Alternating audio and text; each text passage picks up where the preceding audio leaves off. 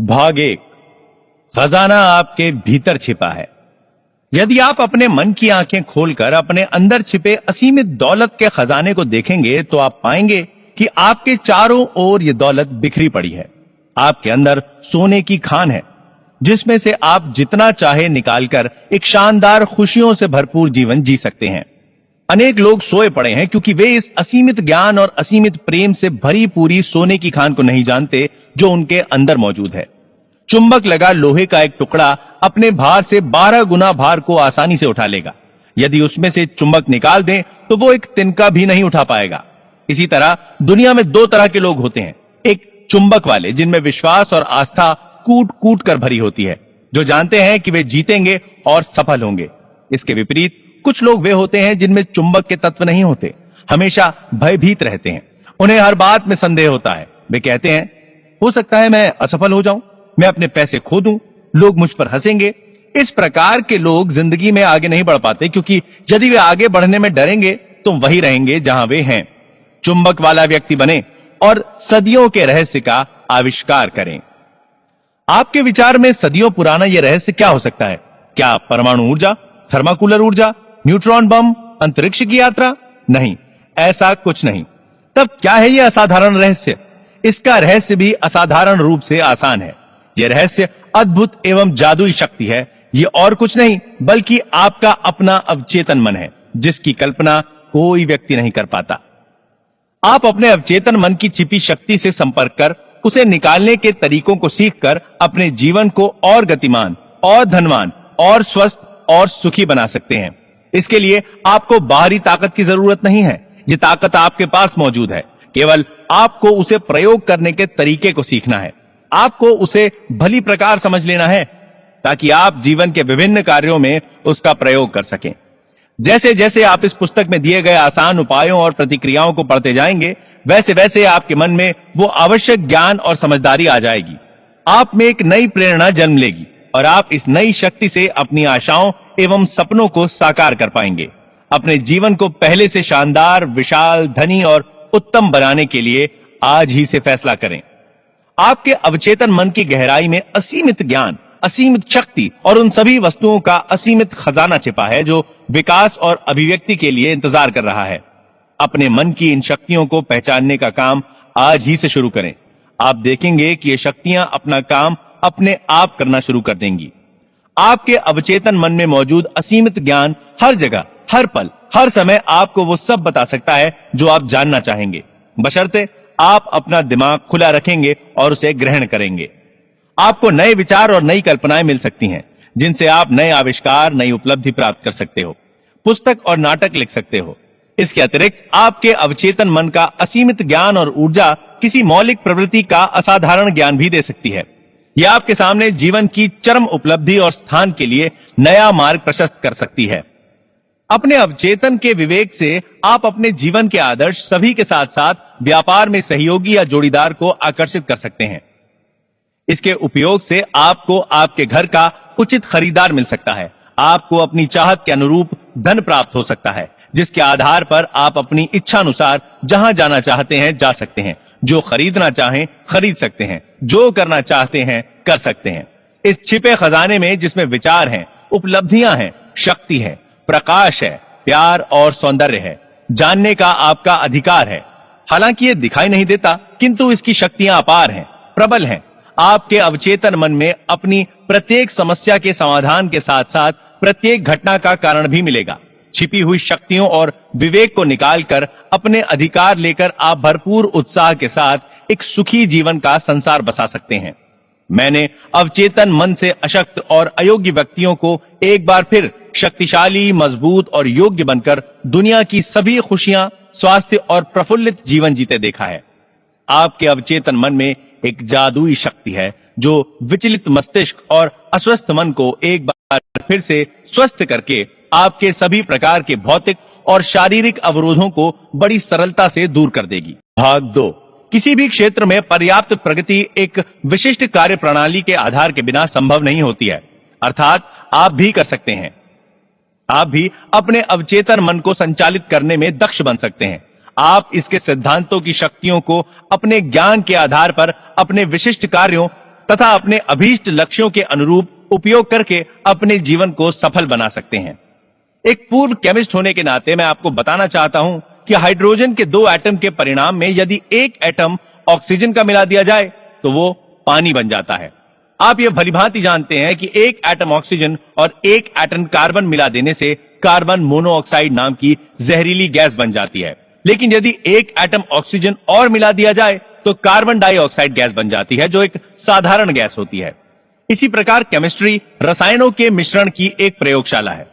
आप ये ना सोचे कि केमिस्ट्री, फिजिक्स, मैथमेटिक्स के सिद्धांत आपके अवचेतन मन से अलग हैं।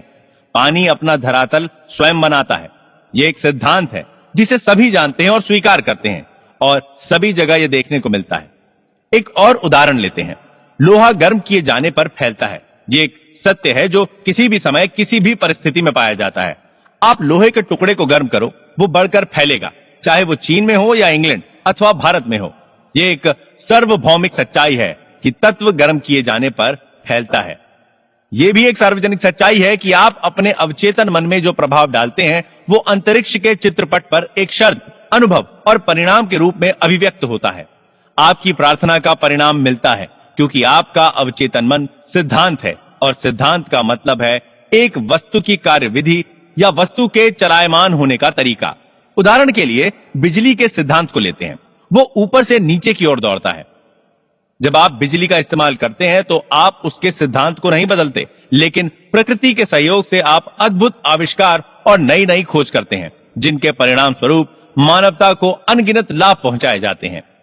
आपका अवचेतन मन सिद्धांत है जो आस्था के नियम के अनुकूल चलता है। आपको पता होना चाहिए कि आस्था क्या है, वो क्यों काम करती है और कैसे काम करती है। बाइबल में यह बड़े आसान, स्पष्ट और सुंदर तरीके से बताया गया है कि कोई विश्वास के साथ पहाड़ से कहे कि हटो और समुद्र में जा गिरो, तो उसे अपने हृदय में कोई संदेह नहीं रहता, बल्कि उसे विश्वास होता है कि उसने जो कहा वो पूरा होगा, उसे वो सब कुछ मिलेगा जो वो कहेगा।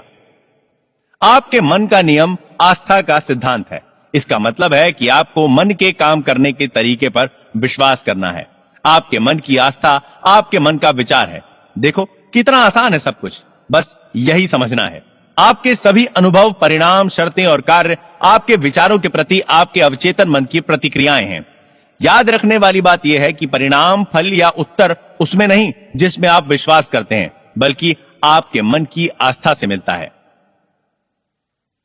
झूठी आस्थाओं, धारणाओं, अंधविश्वासों और आज के जीवन में प्रचलित भयों पर विश्वास करना छोड़िए और जीवन के सनातन सत्य एवं दैवी नियमों पर विश्वास करना शुरू करिए। तब जाकर आप जीवन में ऊपर उठेंगे और जीवन का सच्चा आनंद ले सकेंगे। जो व्यक्ति इस पुस्तक को पढ़कर और इसमें दिए गए अवचेतन मन के वैज्ञानिक सिद्धांतों को अपने जीवन में लागू करेगा, वो अपने लिए और दूसरों के लिए वैज्ञानिक एवं प्रभावपूर्ण रूप से प्रार्थना कर पाएगा। आपकी प्रार्थनाओं के परिणाम कर्म और उसकी प्रतिक्रिया के अलौकिक सिद्धांत के रूप में होते हैं, जो आपके विचार की प्रवृत्ति के अनुरूप होते हैं। अपने मन को सद्भाव, स्वास्थ्य, शांति तथा शुभेच्छाओं में लगाएं और देखें आपके जीवन में क्या आश्चर्य होते हैं। आपका मन दरअसल में एक है, किंतु उसके 2 स्पष्ट भाग हैं। दोनों की विशेषताएं अलग हैं। सभी बुद्धिमान लोगों को मालूम है कि दोनों विभागों को एक रेखा अलग करती है। दोनों के कार्य बुनियादी रूप से एक दूसरे से अलग हैं। प्रत्येक विभाग को अलग अलग विशिष्ट शक्तियां और गुण मिले हैं। दोनों की पद्धति आपके मन के कामों को सामान्यतः 2 पालों में बांट देती है। एक उद्देश्य मूलक मन और दूसरा व्यक्ति मूलक मन, चेतन मन और अचेतन मन। दूसरे शब्दों में, जो सतह पर दिखाई देता है, यानी जो आप दिखाई देते हो, और दूसरा आपके अंदर का मन, जो आपके अंदर है, दिखता नहीं। इसे स्वैच्छिक मन और अनैच्छिक मन अथवा पुरुष और स्त्री मन जैसे अनेक प्रकार से कहा जा सकता है। इस पुस्तक में सभी जगह आपको इन 2 मनों के लिए चेतन और अवचेतन शब्दों का प्रयोग मिलेगा। इन 2 मनों के कार्यकलापों को समझने का एक नायाब तरीका है। मान लीजिए कि आपका मन एक बाग है और आप उस बाग के मालिक हैं। आप दिन भर अपने विचारों के बीज बोते हैं। ये वे विचार हैं जिन्हें आप अपनी आदतों के अनुरूप सोचते हैं। जैसे विचारों की बुवाई करते हैं, वैसे ही परिणाम आपके शरीर और आपके आसपास मिलते हैं। सुख, शांति, सही कामों, शुभ इच्छाओं और खुशहाली के विचारों का रोपण करना शुरू करें।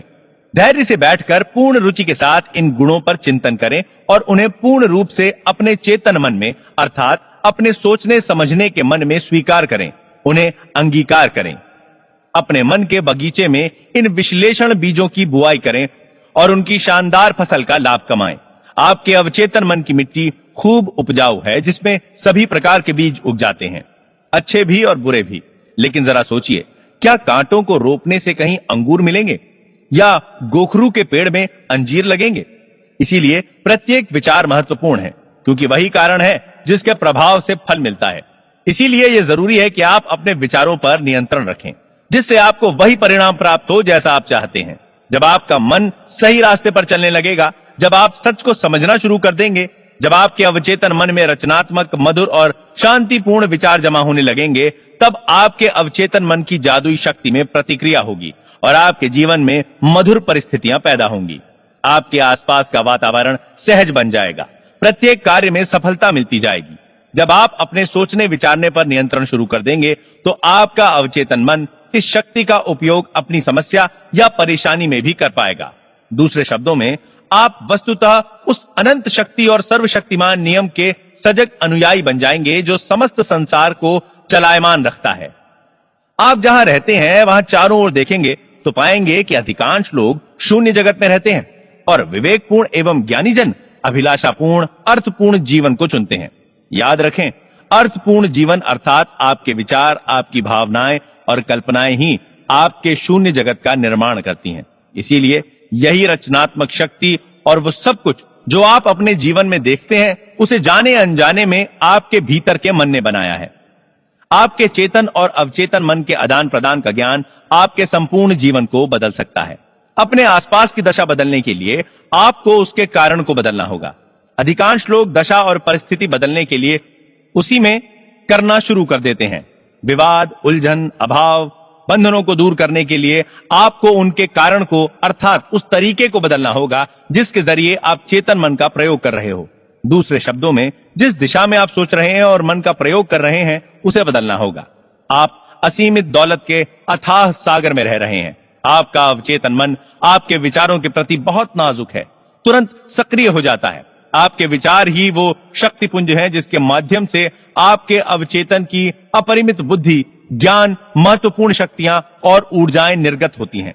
आपके मन के नियमों का व्यवहारिक प्रयोग, जैसा कि इस पुस्तक के प्रत्येक अध्याय में दिया गया है, आपके जीवन में अभावों को दूर करके संपन्नता लाएगा, अंधकार की जगह प्रकाश लाएगा, भय को दूर करके विश्वास लाएगा, विवाद की जगह सौहार्द लाएगा, विफलता के स्थान पर सफलता लाएगा और साधारण जीवन से उन्मुक्त होकर खुशहाल जीवन प्रदान करेगा। भाग 3, निश्चित रूप से मानसिक, भावनात्मक और भौतिक सुख सुविधा के संदर्भ में इससे बड़ी उपलब्धि और क्या हो सकती है। अधिकांश वैज्ञानिक, कलाकार, कवि व साहित्यकार, गायक, लेखक एवं आविष्कारकों ने चेतन और अवचेतन मन के बारे में बहुत ही गहन समझदारी पाई जाती है। एक समय था जब प्रसिद्ध गायक कैरूसो को मंच पर जाने से डर लगता था। पहली बार जब वो मंच पे गए तो उनका गला डर से अवरुद्ध हो गया, उनका चेहरा पसीने से तरबतर हो गया और उसी स्थिति में उन्हें मंच से उतर जाना पड़ा। वो शर्म और घबराहट में मंच के पीछे चले गए। वो सोचने लगे, लोग हंस रहे होंगे, मैं गाने गया था पर गा नहीं सका। तब उसने स्टेज के पीछे खड़े लोगों के बीच चिल्लाकर कहा, डर मेरे मैं का गला घुटना चाहता है। फिर दोबारा उसने चिल्लाकर कहा, भागो, ये डर आपको भगाना होगा, भगाना होगा, भागो यहां से। यहां मैं का अर्थ अवचेतन मन की अपार शक्ति और विवेक से है, जिसने चिल्लाकर कहा था, भागो यहां से, मुझे अब गाना शुरू करना है। उनके अवचेतन मन से शक्ति का निर्गम हुआ। जब उन्हें दोबारा स्टेज पर बुलाया गया तो वह विश्वास के साथ स्टेज पर गए और बड़े शानदार तरीके से ओजपूर्ण एवं मधुर आवाज में गाना गाकर वहां मौजूद लोगों का दिल जीत लिया। अब आप समझ गए होंगे, कैरूसो ने मन के दो रास्तों को समझ लिया होगा। चेतन या अवचेतन मन में आपके विचारों की प्रवृत्ति के अनुकूल प्रतिक्रिया होती है। जब आपका चेतन मन डर, चिंता और हड़बड़ाहट में होता है तो अवचेतन मन में बैठी नकारात्मक भावनाएं निर्गत होने लगती हैं और आपका चेतन मन घबराहट, आतंक, भय और निराशा से भर जाता है। जब कभी आपके साथ ऐसा हो तो कैरूसो की तरह नकारात्मक विचारों के समक्ष पूरे साहस और विश्वास के साथ अपने मन में कहो, शांत रहो, धीरज रखो, मैं नियंत्रण में हूं, आपको मेरा आदेश मानना होगा, मेरा आप पर अधिकार है, आप यहां नहीं आ सकते, यहां आपकी जरूरत नहीं है। यह बड़ा अजूबा और रोचक होगा जब आप खुद अपने को कहते हुए देखेंगे कि किस विश्वास और संयम से आप नकारात्मक विचारों को भगाकर मन को फिर से शांत, मधुर और सौहार्दपूर्ण बनाते हैं। अवचेतन मन चेतन मन का विषय है और इसीलिए इसे अवचेतन या विषय मूलक कहते हैं। प्रमुख भेद और संचालन की प्रक्रिया। नीचे दिए गए उदाहरण से आप इसके प्रमुख भेदों को समझ जाएंगे। चेतन मन जहाज के कप्तान या उसके नेविगेटर की तरह होता है। वो जहाज को चलाता है और नीचे इंजन रूम में बैठे कार्मिकों को आदेश देता है, जो सभी बॉयलरों, मशीनों, यंत्रों को उसके आदेशों के अनुकूल चलाते हैं। मशीन रूम में काम कर रहे कार्मिकों को यह पता नहीं होता कि वे कहां तथा किस ओर जा रहे हैं। वे केवल आदेशों का पालन करते हैं। कप्तान अपने कंपास और अन्य यंत्र के आधार पर यदि गलत या अधूरा आदेश देता है तो वे पहाड़ से टकरा सकते हैं, क्योंकि उनका काम आदेश पर काम करना है। कार्मिक जन कप्तान से सवाल नहीं कर सकते, वे केवल आदेश का पालन करते हैं। कप्तान जहाज का बादशाह है, उसके आदेशों का पालन होता है। ठीक इसी तरह आपका चेतन मन कप्तान है, आपके जहाज का नेविगेटर है, जिसका रूप आपका शरीर है, आपके आसपास का वातावरण है और आपके अपने मामले हैं। आपका अवचेतन मन आपका आदेश लेता है, जिन पर आपका चेतन मन विश्वास करता है और सही मानकर स्वीकार कर लेता है। जब आप ये बार बार कहते हैं, मैं ये नहीं कर सकता, मेरे बस में नहीं है, तब आपका अवचेतन मन आपके शब्दों को स्वीकार कर लेता है और ऐसी स्थिति पैदा कर देगा कि आप अपनी चाहत की वस्तु या आप जो चाहते हैं वो काम नहीं कर पाएंगे। जब आप ये कहते रहोगे, मैं ये कार नहीं खरीद सकता, यूरोप की यात्रा नहीं कर सकता, ये घर नहीं खरीद सकता, ये सूट, ये पतलून नहीं खरीद सकता, तब तक ये जान लो कि आपका अवचेतन मन आपके नकारात्मक आदेशों का पालन करता रहेगा और जीवन भर आप अभावों में जीते रहेंगे। पिछले वर्ष क्रिसमस से पूर्व यूनिवर्सिटी की एक सुंदर छात्रा ने एक स्टोर विंडो में एक कीमती सफारी बैग देखा था। वो अपने घर न्यूयॉर्क जाने वाली थी। वो कहने वाली ही थी कि मैं ये बैग नहीं खरीद सकती, तभी उसे मेरा लेक्चर याद आया, जिसमें उसने सुना था, कभी नकारात्मक वाक्य अधूरा मत छोड़ो, फौरन उसे उलट दो और देखोगे कि आपके जीवन में क्या जादू होता है। उसने कहा, यह बैग मेरा है, यह बिक रहा है, मैं मन में इसे स्वीकार करती हूं और मेरा अवचेतन मन देखेगा कि यह मुझे मिलता है। उसी शाम क्रिसमस से पूर्व की संध्या में उसके मंगेतर ने ठीक वैसा ही बैग उपहार में दे दिया, जिसे उसने सुबह 10 बजे अपनी मन की आंखों से देखा था। उसने अपने मन को आशापूर्ण भावनाओं से भर दिया और उसे भीतर के मन को सौंप दिया, जो काम को पूरा करने में सिद्धहस्त है। उस युवती ने, जो साउथ कैलिफोर्निया यूनिवर्सिटी की छात्रा है, मुझे बताया, मेरे पास उस बैग को खरीदने के लिए पैसे नहीं थे, लेकिन अब मुझे पता चल गया कि पैसा और वो सब कहां है जिसकी मुझे जरूरत है, और वो अनंत भंडार में है जो मेरे पास है। दूसरा उदाहरण यह है, जब आप कहते हैं कि मुझे मशरूम पसंद नहीं है, और वो अवसर आता है जब आपको सलाद या सॉसेज में परोसा जाता है और आपका पेट गड़बड़ हो जाएगा क्योंकि आपका अवचेतन मन आपसे कहता है, गुरु को मशरूम पसंद नहीं है। यह आपके चेतन मन और अवचेतन मन में काम करने के तरीकों में अंतर का एक दिलचस्प उदाहरण है। एक महिला कहती है, मैं रात में कॉफी पी लेती हूं तो मेरी नींद रात में 3 बजे खुल जाती है। जब कभी वो कॉफी पीती है, उसका अवचेतन मन धीरे से टोक देता है, गुरु चाहता है कि आप रात भर जागती रहो। आपका अवचेतन मन दिन व रात 24 घंटों काम करता है और आपके लिए आपके फायदे के कामों में लगा रहता है। आपकी रोजमर्रा की आदतों के परिणाम आपकी गोद में डालता रहता है। कुछ महीने पहले मुझे एक महिला ने लिखा, मैं 75 साल की एक विधवा हूं। मेरे परिवार के सब लोग अपनी अपनी जिंदगी में व्यस्त हैं। मैं अकेली पेंशन पर अपना जीवन निर्वाह कर रही हूं। मैंने अवचेतन मन पर आपका व्याख्यान सुना था, जिसमें आपने कहा था कि विचारों को अवचेतन मन में बार बार दोहराकर विश्वास और आशा के साथ कहा जाए तो वे सफल हो जाते हैं। मैंने अक्सर आशापूर्ण भाव से दोहराना शुरू किया, कोई मुझे चाहता है, मैं एक दयालु, प्यार करने वाली आध्यात्मिक व्यक्ति से शादी करके सुखी और सुरक्षित जीवन व्यतीत कर रही हूं। मैं इसे 2 सप्ताह तक दिन में कई बार दोहराती रही। एक दिन पास की दवा की दुकान पर मेरी भेंट एक रिटायर्ड फार्मासिस्ट से हुई। मैंने महसूस किया कि वो एक समझदार, धार्मिक और दयालु प्रवृत्ति का व्यक्ति है। वो मेरी प्रार्थना का पूर्ण रूप से उत्तर था। 1 सप्ताह के अंदर ही उसने मेरे सामने विवाह का प्रस्ताव रख दिया और अब मैं उसके साथ हनीमून पर यूरोप की यात्रा कर रही हूं। अब मैं जान चुकी हूं कि मेरे अवचेतन मन के विवेक ने हम दोनों को एक दैवी शक्ति के जरिए मिला दिया है। उस महिला को पहली बार यह पता चला कि खजाना उसी के पास है। उसकी प्रार्थना उसके हृदय से निकली थी और उसका निर्णय अवचेतन मन के रसाकर्षण में डूब गया, जो रचनात्मक माध्यम है। जैसे ही वो अपनी चाहत को मूर्तिमान करने में सफल हुई, उसके अवचेतन मन ने आकर्षण के सिद्धांत पर उत्तर खोज निकाला। निर्णय करो, कि आप जिन बातों को सोचते हो वे सच्ची हैं, निष्कपट हैं, न्यायपूर्ण हैं, पवित्र हैं, सुंदर हैं, अच्छी मानी जाती हैं। यदि कोई सद्गुण है और यदि कहीं प्रशंसा है तो उन्हीं बातों को सोचें। खजाना आपके भीतर है। अपनी हार्दिक इच्छाओं की पूर्ति के लिए अपने भीतर झांक कर देखें। सभी युगों में महापुरुषों का विलक्षण रहस्य यही था कि वे अवचेतन मन की शक्तियों से संपर्क करके उसका उपयोग करने में दक्ष थे। आप भी चाहकर ऐसा कर सकते हैं। आपके अवचेतन के पास आपकी सभी समस्याओं का समाधान है। यदि आप अपने अवचेतन मन से सोने से पहले कहते हैं मुझे 6 बजे उठना है, वो आपको समय पर उठा देगा। आपका अवचेतन मन आपके शरीर का निर्माता है। रोज रात को स्वस्थ और प्रसन्न विचारों के साथ सोने जाएं। आपका अवचेतन मन आपके वफादार नौकर की तरह आपके आदेश का पालन करेगा। प्रत्येक विचार एक कारण है और प्रत्येक दिशा उसका परिणाम है। यदि आप पुस्तक लिखना चाहते हैं, नाटक या कहानी लिखना चाहते हैं, अपने दर्शकों के सामने प्रभावपूर्ण भाषण देना चाहते हैं, तो अवचेतन मन को बड़े प्रेम व माधुर्य से बताओ और वो आपके लिए अनुकूल काम करेगा।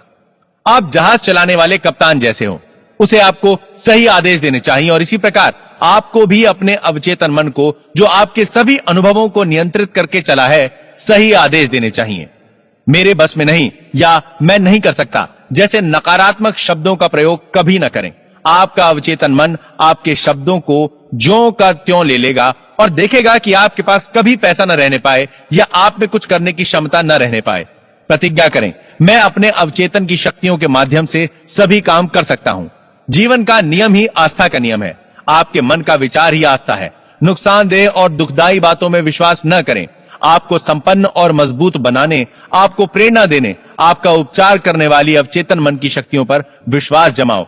अपनी आस्था के अनुकूल आप बनेंगे। अपने विचारों को बदलेंगे तो आपकी किस्मत बदलेगी। भाग 4, आपका अपना मन कैसे काम करता है। आपका एक मन है और आपको यह सीखना चाहिए कि उसका इस्तेमाल कैसे किया जाए। आपके मन के 2 स्तर हैं, चेतन या विवेक युक्त स्तर और अवचेतन या विवेक रहित स्तर। आप चेतन मन में सोचते हैं और जो अपनी आदत के अनुकूल सोचते हैं वो आपके भीतर के अवचेतन में डूब जाता है और आपके विचारों की प्रवृत्ति के अनुरूप रचना करता है।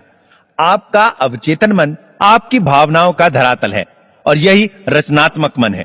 यदि आप अच्छा सोचते हैं तो शुभ इच्छा आएगी, यदि आप बुरा सोचते हैं तो बुराई आएगी। इसी प्रकार आपका मन काम करता है।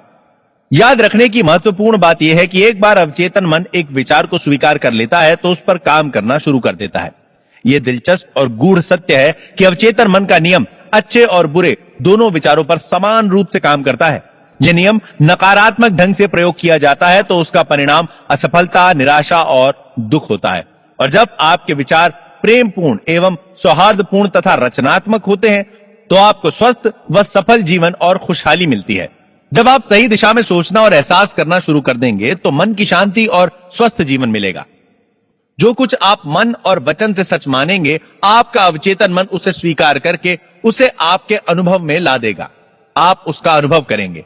आपके लिए केवल यह जरूरी है कि आपका अवचेतन मन आपके विचारों को स्वीकार कर ले। आपके अपने अवचेतन मन का नियम ही आपके लिए अच्छा स्वास्थ्य, शांति अथवा जो पद आप प्राप्त करना चाहते हैं वो आपके सामने प्रस्तुत कर देगा। आप आदेश या निर्णय देते हैं और आपका अवचेतन मन वो विचार जो उसे दिया गया है आपके सामने पूरी निष्ठा से प्रस्तुत कर देगा। आपके मन का नियम यह है, आपको अपने अवचेतन मन से उन विचारों या चिंतन का प्रतिरूप या प्रतिफल मिलेगा जो आप अपने चेतन मन में रखते हैं। मनोवैज्ञानिकों और मनोचिकित्सकों ने साबित किया है कि जब विचार आपके अवचेतन मन को प्रेषित किए जाते हैं, उनकी छाप मस्तिष्क के पटल पर आ जाती है। जैसे ही आपका अवचेतन मन किसी विचार को स्वीकार करता है, वो तुरंत उसे मूर्तिमान करना शुरू कर देता है। वो विचारों से मिलकर काम करता है और आपके उस ज्ञान का पूरा प्रयोग करता है जो आपने जीवन भर एकत्र किया है। वो इसके लिए आपके भीतर मौजूद अनंत शक्ति, ऊर्जा और विवेक का प्रयोग करता है। वो अपना काम कराने के लिए प्रकृति के सभी सिद्धांतों को प्रयोग में लेता है।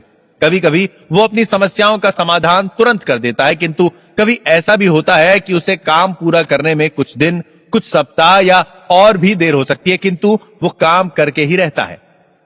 आपको यह याद रखना चाहिए कि ये दोनों अलग अलग मन नहीं है। ये केवल 2 क्षेत्र हैं जिनका कार्यकलाप अलग है, लेकिन मन एक ही है। आपका चेतन मन विवेकशील है, अर्थात हर चीज का कारण जानना चाहता है। यही क्षेत्र है जो अपनी चाहत का चुनाव करता है। उदाहरण के लिए आप पुस्तक चुनते हैं, अपना घर चुनते हैं और अपना जीवन साथी चुनते हैं। आप सारे तर्क वितर्क चेतन मन से करते हैं। दूसरी ओर आपके किसी प्रयास के बगैर आपका हृदय स्वतः धड़कता रहता है और पाचन क्रिया, रक्त प्रवाह और सांस बराबर चलता रहता है। यह सब आपका अवचेतन मन एक स्वतंत्र प्रक्रिया के माध्यम से चलाए रखता है, जिस पर आपके चेतन मन का कोई नियंत्रण नहीं होता। आपका अवचेतन मन वो सब स्वीकार कर लेता है जिसकी छाप उस पर पड़ती है, या वो जिस पर आप विश्वास करते हैं। वो चेतन मन की तरह कारण या प्रश्न नहीं पूछता, न ही आपसे कोई तर्क करता है। वो मिट्टी की तरह है जो सभी प्रकार के बीज को स्वीकार कर लेता है। अच्छा हो या बुरा, उसे कोई फर्क नहीं पड़ता। आपके विचार हमेशा सक्रिय रहते हैं। हो सकता है उन बीजों में आपकी पसंद जुड़ी हो। नकारात्मक व विध्वंसात्मक विचार आपके अवचेतन मन में लगातार नकारात्मक रूप में काम करते रहते हैं और एक समय के बाद आपके अनुभवों में दिखाई देने लगेंगे। आप बुरे कामों में फंस जाते हैं। याद रखें, आपका अवचेतन मन यह नहीं बताता कि आपके विचार अच्छे हैं या बुरे, सच्चे हैं या झूठे। उसका यह काम नहीं है। वो तो जो आप लाते हो, अर्थात जो विचार या सुझाव आप स्वीकार करते हैं या चुनते हैं, उसे स्वीकार कर अपना काम शुरू कर देता है। उदाहरण के लिए, यदि आप अपने होशो हवास में कुछ अच्छा या सही सोचते हो लेकिन वो झूठा है, तो भी आपका अवचेतन मन उसे सही मानकर स्वीकार कर लेगा और उसी के अनुसार काम करेगा, क्योंकि आपके चेतन मन ने उसे सही माना है।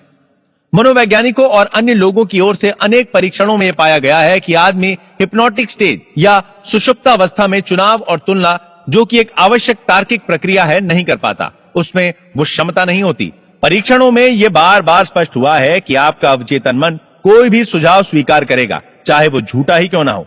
एक बार स्वीकार करने के बाद वो सुझाव के अनुकूल ही काम करेगा। आपका अवचेतन मन आपका सुझाव कितनी आसानी से स्वीकार कर लेता है, इसका एक दिलचस्प उदाहरण मनोविज्ञान में हिप्नोटिक स्लीप या सुषुप्तावस्था है, जिसमें एक मनोवैज्ञानिक अपने एक रोगी को सुझाव देता है कि वो नेपोलियन बोनापार्ट है या वो बिल्ली या कुत्ता है। वो व्यक्ति उन्हीं के अनुकूल व्यवहार करने लगेगा। उसका व्यक्तित्व कुछ समय के लिए बदल जाएगा। वो उसी पर विश्वास करेगा जो उसका डॉक्टर कह रहा है। एक दक्ष मनोचिकित्सक अपने एक छात्र को हिप्नोटिक स्लीप यानी अर्ध मूर्छावस्था में ले जाकर उससे कहे कि उसकी कमर में दर्द हो रहा है, दूसरे छात्र से कहे कि उसकी नाक से खून बह रहा है, तीसरे से कहे कि वो संगमरमर की मूर्ति है, चौथे से कहे कि आप सर्दी से कांप रहे हो, टेम्परेचर 0 से नीचे है। आप देखेंगे कि प्रत्येक छात्र उसी सुझाव पर काम करके वैसा ही व्यवहार कर रहा है जो उसे दिया गया है। उन सभी छात्रों के वर्तमान का वातावरण से कोई सरोकार नहीं होता, क्योंकि वो सुझाव में नहीं है। ये साधारण सुझाव आपको स्पष्ट करेंगे कि आपके चेतन तार्किक मन और अवचेतन में जो अवैयक्तिक है, चुनाव शून्य है और उन सब पर सही मानकर स्वीकार कर लेता है जो आपका चेतन मन सही और स्वीकार करके उसे देता है। इसीलिए यह महत्वपूर्ण है कि चुनाव करते समय ऐसे विचार, चिंतन, भावनाएं, तर्क और आधार चुने जाएं जो कल्याणकारी हों, उपचार कर सकें, प्रेरणा दे सकें और आपके हृदय को आनंदित करें। आपका अवचेतन मन कभी कभी उद्देश्य सूचक के नाम से भी जाना जाता है, क्योंकि यह बाहरी दुनिया का कामकाज देखता है। उद्देश्य सूचक मन का माध्यम आपकी 5 इंद्रियां हैं। दैनिक जीवन की बातों, अपनी आसपास की समस्याओं के संबंध में उद्देश्य सूचक आपका मार्गदर्शक और निर्देशक होता है।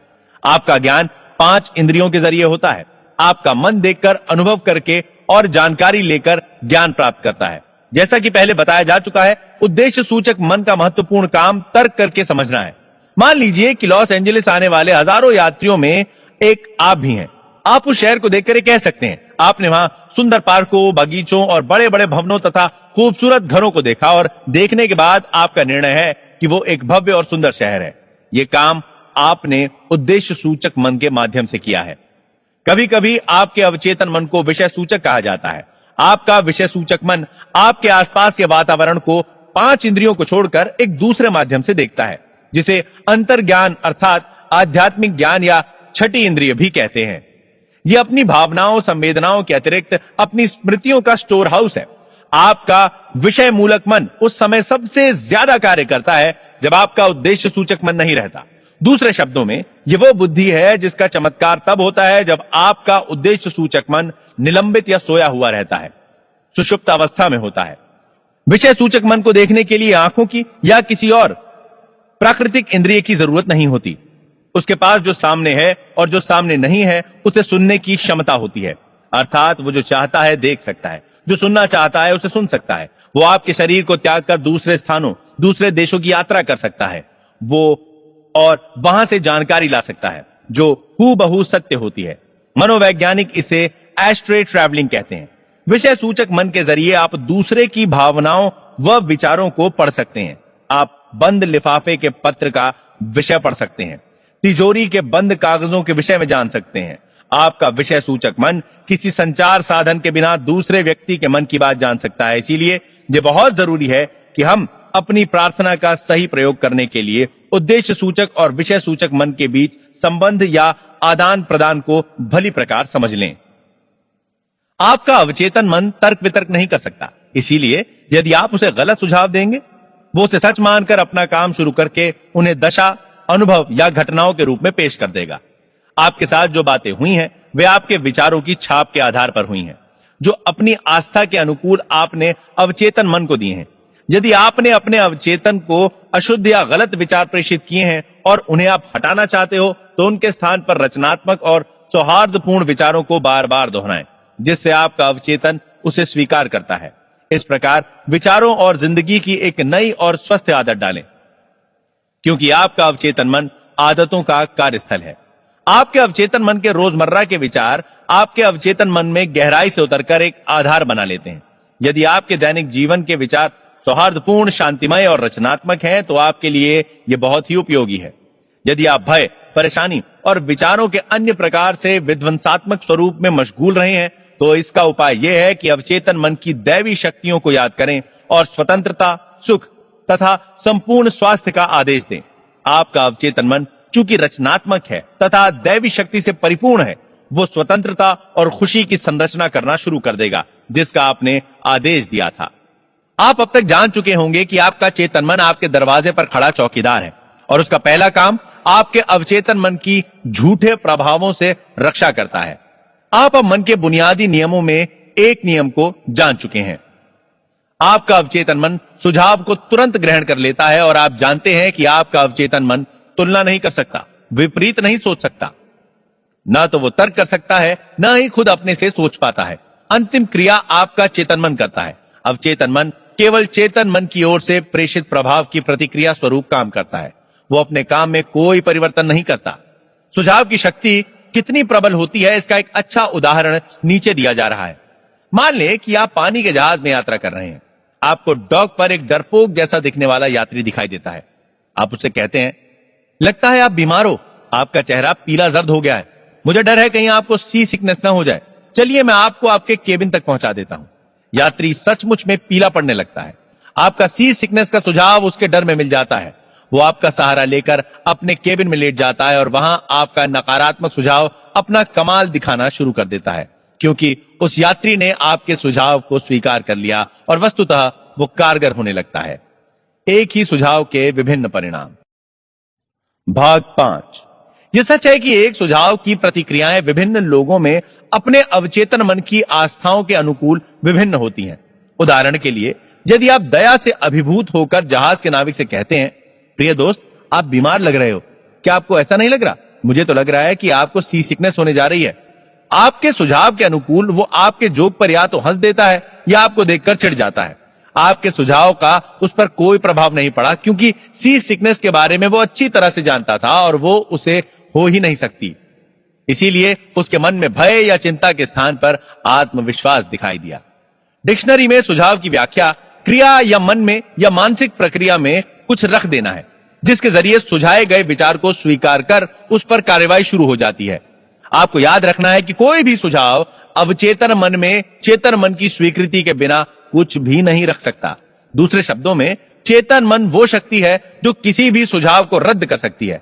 नाविक के उदाहरण में उसे सी सिकनेस का भय नहीं था, उसे विश्वास था कि वो बीमारी उसे हो ही नहीं सकती, और नकारात्मक सुझाव में वो शक्ति नहीं थी जो उसके विश्वास को भंग करके उसमें भय पैदा कर सके।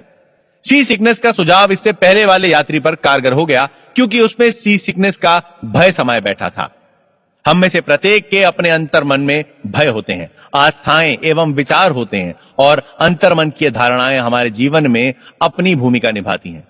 एक सुझाव की अपनी कोई शक्ति नहीं होती जब तक कि उसे मानसिक रूप से स्वीकार नहीं कर लिया जाता।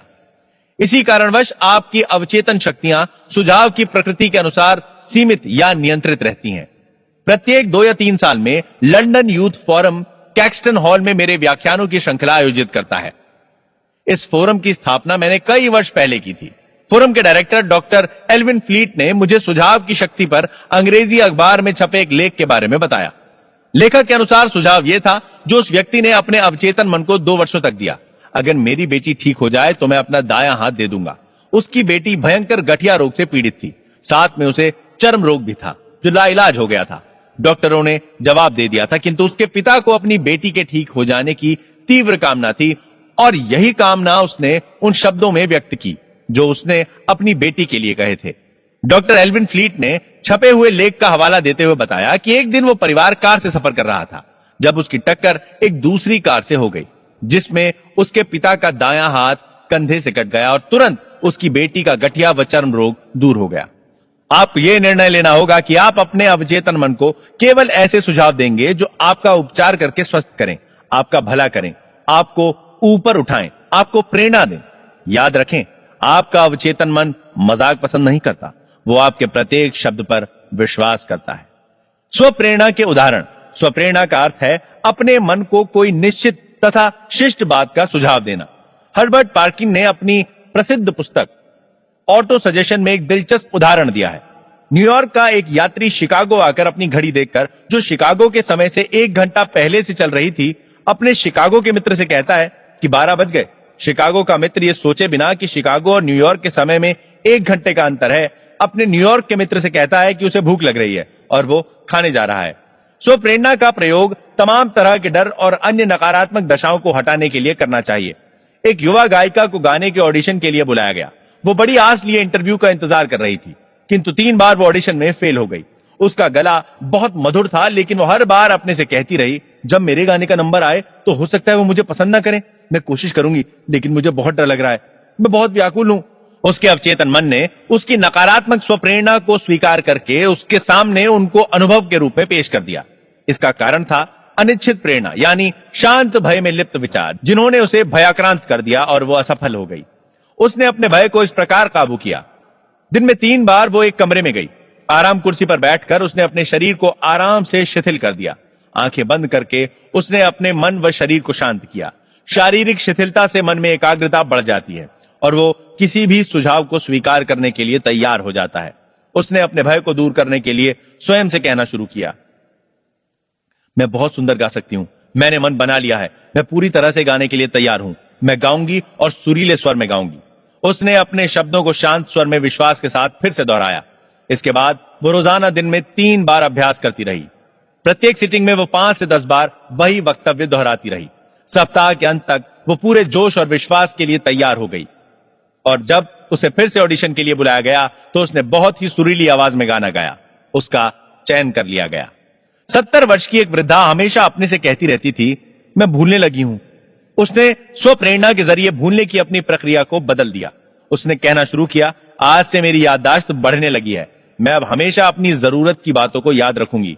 जो बातें मुझसे होंगी वो स्पष्ट रूप से मुझे याद रहेंगी। मैं उन्हें स्वाभाविक रूप से बड़ी आसानी से अपने पास रखूंगी। जब भी मुझे जरूरत होगी मैं उन्हें अपने मन में रखूंगी। मेरी याद दिन पर दिन बढ़ रही है और बहुत शीघ्र पहले से अच्छी हो जाएगी। 3 सप्ताह के प्रयास के बाद उसकी स्मृति सामान्य हो गई, जिससे उसका जीवन खुशनुमा हो गया। अनेक लोग जिन्हें चिड़चिड़ेपन और भयंकर क्रोध की शिकायत थी, उन्होंने स्वप्रेरणा की मदद से अद्भुत परिणाम प्राप्त किए हैं। इसके लिए उन्होंने विभिन्न वक्तव्य 1 महीने में दिन में 3 से 4 बार दोहराए हैं, सुबह, दोपहर और रात में सोने से पहले। आज के बाद मैं मृदुल स्वभाव का बनूंगा। मेरे मन में सुख और आनंद डेरा जमाएंगे। जीवन की खुशियां मेरे पास होंगी। दिन प्रतिदिन लोग मुझे पसंद करेंगे। मेरी समझ बढ़ेगी। मेरे चारों ओर खुशियां हैं। मैं प्रेम और माधुर्य का केंद्र बन गया हूं। खुशियां हरदम साथ रहती हैं। मेरा स्वभाव बदल गया है। मैं बहुत खुश हूं और सबका आभारी हूं। विजातीय स्वप्रेरणा के कुछ उदाहरण और विचार। विजातीय प्रेरणा का अर्थ है दूसरे से प्राप्त सुझाव। सभी युगों में सुझाव की शक्ति ने दुनिया के सभी देशों के हर काल में आदमी के जीवन और उसके चिंतन में अपनी भूमिका अदा की है। अनेक देशों में यह धर्म की नियंत्रण शक्ति का काम करता है। स्वप्रेरणा का प्रयोग अपने को अनुशासित और नियंत्रित करने के लिए करना चाहिए। किंतु इसका प्रयोग उन लोगों को अपने नियंत्रण और आदेशों में रखने के लिए किया जा सकता है जो मन के सिद्धांतों से अनभिज्ञ हैं।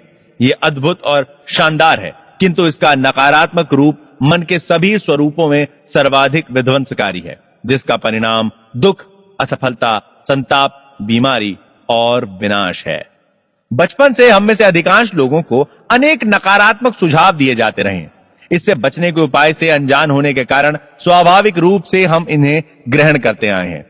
कुछ नकारात्मक सुझाव इस प्रकार हैं: आप नहीं कर सकते, आप कभी किसी लायक नहीं होंगे, आपको चांस नहीं मिलेगा, आप पूरी तरह गलत हो, कोई फायदा नहीं, आप कौन हो, कोई मायने नहीं रखता, बल्कि आप किसे जानते हो मायने रखता है, दुनिया का पतन हो रहा है, क्या फायदा, किसी को कोई मतलब नहीं, इतनी मेहनत करना बेकार है, आप अब बूढ़े हो गए हो, हालत और बिगड़ती जा रही है, जीवन एक कारावास है, प्यार कौन करता है, आप जीत ही नहीं पाओगे, जल्द ही आपका पैसा उड़ जाएगा, सावधान रहो, बीमारी आप पर हमला करेगी, आप किसी पर भी विश्वास नहीं कर सकते, इत्यादि। एक वयस्क होने के बाद जब तक आप रचनात्मक स्वप्रेरणा का प्रयोग नहीं करेंगे जो आपके दिमाग को बदल सकती है, तब तक आप पर पूर्व में पड़े प्रभाव आपके व्यवहार के तरीकों को बदलकर आपके निजी और सामाजिक जीवन में गड़बड़ी पैदा करके आपकी अच्छी आदतों के विकास में कठिनाई पैदा करते रहेंगे। अखबार उठाकर देखिए, आपको दर्जनों समाचार मिल जाएंगे जो आपके दिमाग में खालीपन, भय, चिंता, परेशानी और आने वाले खतरे की आशंकाओं के बीज बो सकते हैं। अगर आप उन्हें स्वीकार करते हैं तो भय की चिंता आपके जीवन में रहने की अभिलाषा समाप्त कर देगी। ये जानते हुए कि आप अवचेतन मन को रचनात्मक सुझाव दे सकते हैं, आप इन सभी नकारात्मक सुझावों का निराकरण कर सकते हैं। जो लोग नकारात्मक सुझाव देते हैं उन्हें आप नियमित रूप से चेक करते रहें। आपको बाहर से किसी विध्वंसकारी सुझाव से प्रभावित होने की जरूरत नहीं है। हम सभी ने इन्हें बचपन में और किशोरावस्था में झेला है। अगर आप याद कर सकते हैं तो याद करें, कैसे आपके माता पिता ने, रिश्तेदारों, अध्यापकों और सहयोगियों तक ने नकारात्मक अभियान चलाने में सहयोग दिया है। उन सब का अध्ययन करके देखें, आपको पता चलेगा कि वो सब एक प्रोपेगेंडा था जिसका उद्देश्य आप पर नियंत्रण रखना था या आप में भय पैदा करना था। यह बाहरी स्वप्रेरणा का चक्र हर घर, दफ्तर, कारखाने और क्लब में चलता है, जिसके पीछे स्वार्थ है। सुझाव देने वाले चाहते हैं कि आप वैसा सोचें और उस प्रकार काम करें जिससे उनका लाभ हो। विजातीय स्वप्रेरणा का एक उदाहरण इस प्रकार है। मेरा एक मित्र भारत में एक तांत्रिक से मिला। उसने मेरे मित्र को बताया कि उसका हृदय रोगी हो चुका है और कहा कि अगली अमावस्या के बाद उसकी मृत्यु हो जाएगी। उसने अपने घर वालों को इस भविष्यवाणी के बारे में बताना शुरू किया और अपनी वसीयत तैयार करवा ली। इस शक्तिशाली सुझाव ने उसके अवचेतन मन में प्रवेश कर लिया था। मेरे मित्र ने मुझे यह भी बताया कि वो तांत्रिक तंत्र की विचित्र ताकतों में सिद्धहस्त माना जाता है और वो एक व्यक्ति को हानि या लाभ दोनों पहुंचाने की क्षमता रखता है। तांत्रिक की भविष्यवाणी के अनुरूप मेरा मित्र मर गया, ये जाने बगैर कि अपनी मौत का जिम्मेदार वो खुद था। मैं समझता हूं हम में से अनेक ने इसी प्रकार मूर्खतापूर्ण, हास्यास्पद एवं अंधविश्वास की कहानियां सुनी होंगी। भाग 6, हमारा अवचेतन मन कैसे काम करता है, इसकी जो जानकारी हमें है उसके आधार पर हम देखेंगे कि मेरे मित्र के साथ क्या हुआ। आदमी चेतन मन अर्थात तर्क प्रधान मन में जो कुछ भी विश्वास करता है, अवचेतन मन उसे स्वीकार कर सकारात्मक काम करता है। मेरा मित्र जब उस तांत्रिक से मिलने गया तो खुश था, स्वस्थ और मजबूत था। तांत्रिक ने बहुत नकारात्मक सुझाव दिया जिसे उसने स्वीकार कर लिया। वो भय से आतंकित हो गया और बार बार यही सोचता रहा कि अमावस्या के बाद वो मर जाएगा। उसने सबको बताना शुरू कर दिया और अपने अंत का इंतजाम भी कर लिया। यह प्रक्रिया उसके दिमाग की ही उपज थी, उसकी अपनी धारणा थी। वो अपने आप मृत्यु को ले आया या स्वयं अपने शरीर का अंत कर दिया और इसका जिम्मेदार खुद उसका डर था। वो अपनी आशा के अनुकूल मृत्यु का इंतजार कर रहा था। वो तांत्रिक जिसने मृत्यु की भविष्यवाणी की थी वो ढोंगी था। उसके पास कुछ लाल व पीले पत्थरों को छोड़कर तांत्रिक शक्ति नाम की कोई चीज नहीं थी। उसके सुझावों में रचना करने या संहार करने की कोई शक्ति नहीं थी। यदि मेरा मित्र अपने मन के नियम जानता होता तो वो पूर्ण रूप से तांत्रिक के नकारात्मक सुझाव को रद्द कर देता। उसके सुझावों पर कोई ध्यान नहीं देता, क्योंकि वो जान गया होता कि वो अपने विचारों और भावनाओं के अधीन है। उसको सुरक्षा प्रदान करने के लिए उसके विचार इस्पात के कवच के मानिंद हैं, जिस पर भविष्यवाणियां टकराकर टूट जाया करती हैं। यदि उसे अपने मन से बात करने का तरीका पता होता तो वो नकारात्मक सुझावों को रद्द करके आज तक जीवित और सुरक्षित रहता। बाहर के विचारों में अपनी कोई शक्ति नहीं होती, उन्हें शक्ति आपके विचारों से मिलती है। आपको अपनी मानसिक स्वीकृति देनी पड़ती है, तब जाकर वे आपके बनते हैं और आप वैसा ही सोचने लगते हैं। याद रखें, आपके पास चुनने की क्षमता है। अपना जीवन स्वयं चुनो, अपना स्वास्थ्य स्वयं चुनो, अपना प्यार स्वयं चुनो। किसी धारणा को मान लेने की शक्ति। आपका मन तर्कों की मंजुषा है। इसका अर्थ है कि आपका चेतन मन जिस किसी धारणा को तर्क के आधार पर सत्य मान लेता है, उसे आपका अवचेतन मन में बैठे प्रश्न या समस्या का हल मानकर अपना लेता है। यदि आपके तर्क का आधार सही है तो उसका परिणाम भी सही होगा। उदाहरण के लिए, प्रत्येक गुण प्रशंसनीय है। दया गुण है, इसीलिए दया प्रशंसनीय है। एक अन्य उदाहरण, प्रत्येक निर्मित वस्तु बदलती है और मिट जाती है। मिस्र के पिरामिड निर्मित किए गए पहाड़ हैं, इसीलिए वे एक दिन मिट जाएंगे। पहला वक्तव्य एक प्रमुख धारणा है और सही निर्णय निश्चित रूप से सही धारणा है। कॉलेज के प्रोफेसर ने, जो न्यूयॉर्क में मन के विज्ञान पर मेरा व्याख्यान सुन चुका था, मुझसे कहा, मेरा सारा जीवन बर्बाद हो गया है। रुपया, पैसा, धन संपदा, दोस्त, सब कुछ चला गया। जिस काम में हाथ लगाता हूं वही डूब जाता है। मैंने उसे समझाया कि वो अपने मन में पक्की धारणा बनाए कि उसके अवचेतन मन का असीमित ज्ञान उसे ले जा रहा है, उसका मार्गदर्शन कर रहा है और उसे आध्यात्मिक, मानसिक एवं भौतिक रूप से खुशहाल बना रहा है। तब उसका अवचेतन मन स्वतः बुद्धिमानी से उसके धन का नियोजन करेगा, सही परामर्श देगा और शरीर को स्वस्थ करके उसके मन को सुख व शांति प्रदान करेगा। प्रोफेसर ने अपने जीवन का पूरा नक्शा बदलकर उसे अपनी चाहत के अनुकूल ढाल लिया और निम्नलिखित को अपनी धारणा बना ली। असीमित ज्ञान सभी बातों में मेरा मार्गदर्शन कर रहा है। पूर्ण स्वास्थ्य मेरा है। मेरा मन एवं शरीर प्रेम और सौहार्द से भरा पूरा है। सौहार्द, प्यार, शांति और संपन्नता मेरी है। मेरा पूरा शरीर और मन सही कर्मों और दैवी नियमों के अधीन चल रहा है। मैं जानता हूं कि मेरी प्रमुख धारणा जीवन के अनंत सत्य पर आधारित है और मैं जानता हूं, ऐसा एहसास करता हूं और विश्वास करता हूं कि मेरा अवचेतन मन मेरे चेतन मन के विचारों की प्रवृत्ति के अनुकूल चलता है। उसने मुझे लिखा, मैंने उपयुक्त वक्तव्य को दिन में कई बार शांतिपूर्वक, बड़े प्यार से, धीरे धीरे यह सोचकर दोहराया कि वो मेरे अवचेतन मन की गहराई में उतर रहा है और उसका परिणाम अब आएगा। आपने मुझे जो समय दिया, मैं उसके लिए आपका अत्यंत आभारी हूं और यह कहना चाहता हूं कि मेरे जीवन में परिवर्तन होने लगा है। वास्तव में यह कारगर है। अवचेतन मन विवादों पर तर्क नहीं करता। आपका अवचेतन मन पूर्णतः बुद्धिमान है और सभी प्रश्नों का उत्तर जानता है। वो आपसे विवाद नहीं करता या आपसे उलटकर कुछ नहीं पूछता। वो ये नहीं कहता, आपको उसका प्रभाव मुझ पर नहीं डालना चाहिए। उदाहरण के लिए, जब आप कहते हैं मैं ये नहीं कर सकता, या मेरी अब उम्र हो गई है, अथवा मैं ये जिम्मेदारी नहीं निभा सकता, या मेरा जन्म ही अभावों में हुआ, मैं सही राजनीतिज्ञ को नहीं जानता, तब आप अपने नकारात्मक विचारों को अपने अवचेतन मन में प्रेषित कर रहे हैं और स्वभावतः वो उसके अनुकूल काम करने लगता है। इस प्रकार आप अपना ही नुकसान कर रहे हैं। जब आप अपने अवचेतन मन में इस प्रकार की बाधाएं ला रहे हैं और अवचेतन मन को घेर कर रख रहे हैं, आप अपनी भलाई में बाधा पहुंचा रहे हैं और बदले में अपने जीवन में अभाव, बंदिशों को ला रहे हैं। अवचेतन मन में विवेक और बुद्धि के अवसरों को रोक रहे हैं। तो आप दरअसल में यह कह रहे हैं कि आपका अवचेतन मन आपकी समस्याओं का हल नहीं कर सकता। इससे मानसिक और भावनात्मक रुकावट पैदा होगी, जिसकी वजह से बीमारी या मानसिक चिड़चिड़ापन पैदा होगा। अपनी इच्छाओं को प्रभावशाली बनाने और अपनी निराशा दूर करने के लिए दिन में कई बार जोर से ये वक्तव्य दोहराएं। असीमित ज्ञान, जिसने मुझे ये इच्छा दी है, वो मुझे मार्गदर्शन देगा और मुझे अपनी इच्छा को पूरा करने की योजना की ओर ले जाएगा। मुझे मालूम है कि मेरे अवचेतन मन का गहन विवेक अब जाग गया है और जो कुछ मैं अंदर महसूस कर रहा हूं, अब वो होने जा रहा है। मेरे अंदर और बाहर का ज्ञान बराबरी के संतुलन में पहुंच गया है। अगर आप कहते हैं कि बाहर आने का कोई रास्ता नहीं है, मैं भटक गया हूं, इस भटकाव से छुटकारा नहीं है, मैं बंदिश में हूं और अड़चन में फंस गया हूं, तो आपको कोई उत्तर नहीं मिलेगा अथवा आपके अवचेतन मन से कोई प्रतिक्रिया नहीं आएगी। यदि आप चाहते हो कि आपका अवचेतन मन आपके लिए काम करे, तो आपको सही मांग करनी होगी और उसका सहयोग प्राप्त करना होगा। वो हमेशा आपके लिए ही काम करता है। वो आपके दिल की धड़कन को इस समय भी नियंत्रित कर रहा है और आपकी सांसों को भी चला रहा है। वो आपकी उंगली के कट जाने पर उसे ठीक करता है और उसकी प्रवृत्ति जीवन भर आपकी रक्षा करने और आपको बनाए रखने की है। आपके अवचेतन का मन उसका अपना है, किंतु वो आपके विचारों और कल्पनाओं के प्रकार को स्वीकार करता है। जब आप समस्या का समाधान ढूंढते हैं, तब आपका अवचेतन मन सजग हो जाता है, किंतु वो आशा करता है कि आप अपने चेतन मन में एक निर्णय पर पहुंचे और सही एवं न्यायोचित फैसला करें। आपको यह जान लेना है कि अपनी समस्या का उत्तर आपके अवचेतन मन में मौजूद है। लेकिन यदि आप कहते हैं मैं नहीं समझता कि समस्या का कोई समाधान है, मैं नहीं सोच पा रहा हूं, मैं भ्रमित हो गया हूं, मुझे कोई हल क्यों नहीं सूझ रहा, तो आप अपनी प्रार्थना को प्रभावहीन बना रहे हैं। ठीक वैसे ही जैसे एक सिपाही खड़ा सोच रहा हो, आपको कोई रास्ता नहीं दिखाई देगा।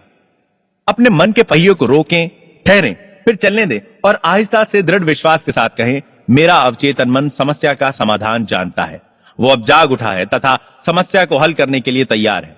मैं जानता हूं कि मेरे अवचेतन मन का असीमित ज्ञान सब कुछ जानता है और अब वो मेरी समस्या का सही समाधान देने जा रहा है। मेरे सही विश्वास ने अब मेरे अवचेतन मन के शक्तिपुंज को उसकी शान से मुक्त कर दिया है। मैं खुश हूं कि मेरे मन की इच्छा पूरी हो रही है। प्रमुख बिंदुओं पर पुनरावलोकन। शुभ सोचें और शुभ परिणाम मिलेंगे, अनिष्ट सोचेंगे तो अनिष्ट परिणाम मिलेंगे। आप वही हैं जो दिन भर सोचते हैं।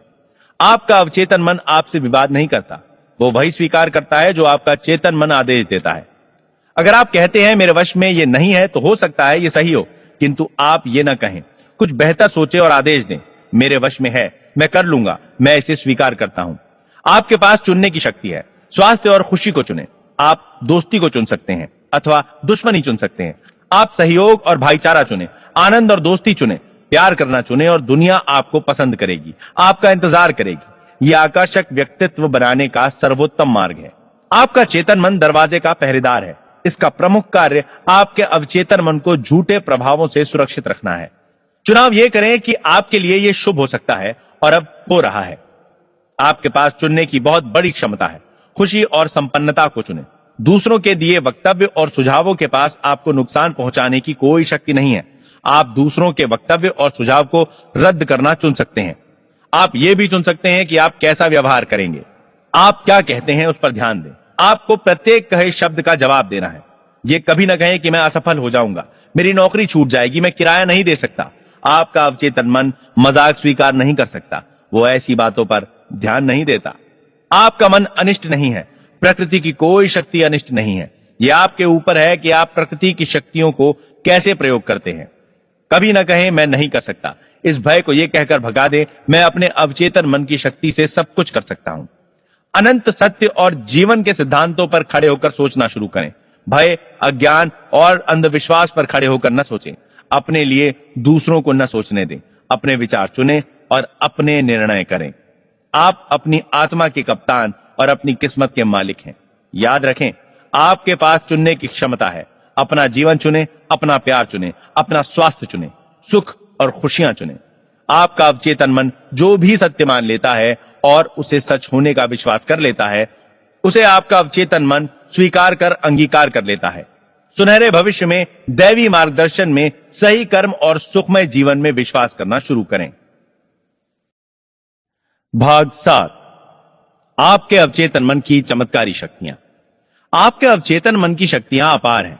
वो आपको प्रेरणा देता है, आपका मार्गदर्शन करता है और आपके स्मृतियों के भंडार से नामों, तथ्यों, दृश्यों को लाकर आपके सामने उजागर करता है। आपके अवचेतन ने ही आपके दिल की धड़कन शुरू की। वो आपके रक्त संचार को नियंत्रित करता है और आपके भोजन को हजम कर उसके निर्गम को संचालित करता है।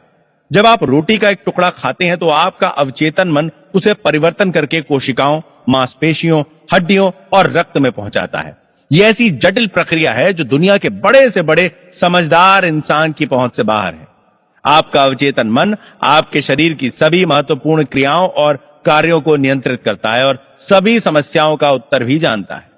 आपका अवचेतन मन कभी सोता नहीं है, कभी आराम नहीं करता, वो हर दम काम पर लगा रहता है।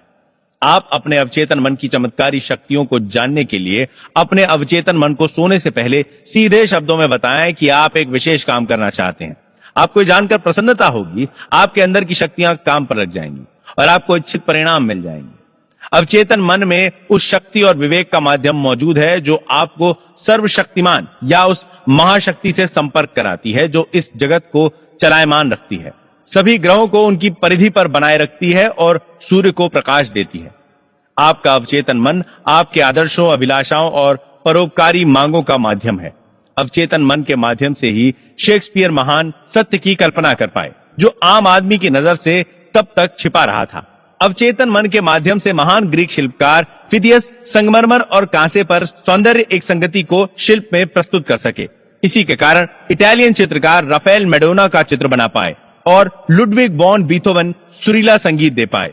सन 1955 में मैंने भारत के ऋषिकेश में स्थित योगा फॉरेस्ट यूनिवर्सिटी में एक व्याख्यान दिया था। वहां मेरी भेंट बंबई से आए एक युवा सर्जन से हुई। उन्होंने एक स्कॉट सर्जन जेम्स एसडेल के बारे में बताया, जिन्होंने आधुनिक प्रकार के एनेस्थीसिया के आविष्कार से पूर्व बंगाल में काम किया था।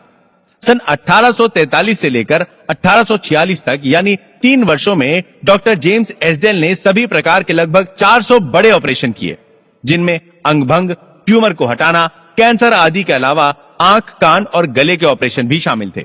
वे सभी ऑपरेशन मानसिक एनेस्थीसिया में किए गए। ऋषिकेश में भारतीय डॉक्टर ने बताया कि ऑपरेशन के बाद मृत्यु संख्या बहुत ही कम, शायद 2 या 3% ही थी।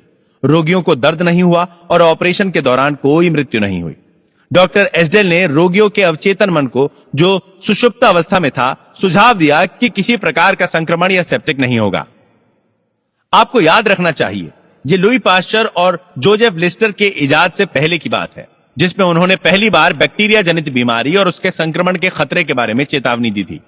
भारतीय सर्जन ने बताया कि मृतक संख्या कम रहने और इन्फेक्शन निम्नतम रहने का काम निसंदेह डॉक्टर एसडेल की ओर से रोगियों को दिए गए सुझावों का परिणाम था। उन्होंने रोगियों के अवचेतन मन को ये सुझाव प्रेषित किए थे और रोगियों पर इनका पूरा प्रभाव पड़ा। यह आश्चर्य नहीं तो क्या है कि 150 वर्ष पहले कैसे एक सर्जन ने अवचेतन मन की चमत्कारी कारगर शक्तियों का आविष्कार किया। क्या आपको आश्चर्य नहीं होता कि वो कौन सा जादू है जिसकी शक्तियां इतनी प्रभावशाली हैं? जरा रुककर सोचें, अपने अवचेतन की इन दैवी शक्तियों का अंदाजा लगाएं। कैसे वो आपके शब्दों को उड़ाकर दूसरे अवचेतन मन को प्रभावित कर देती हैं। उनके लिए समय, काल, स्थान कुछ भी मायने नहीं रखता। उनकी क्षमता है कि वो आपको दर्द से मुक्ति दिला सकती हैं, आपके कष्ट दूर कर सकती हैं और सभी प्रकार की समस्याओं का समाधान कर सकती हैं। ये सब और अनेक दृष्टांत आपके सामने उजागर करते हैं कि आपके अंदर शक्ति और ज्ञान मौजूद है, जो आपकी बुद्धि और विवेक को गतिमान रखती है। ये आपका अमोघ अस्त्र है।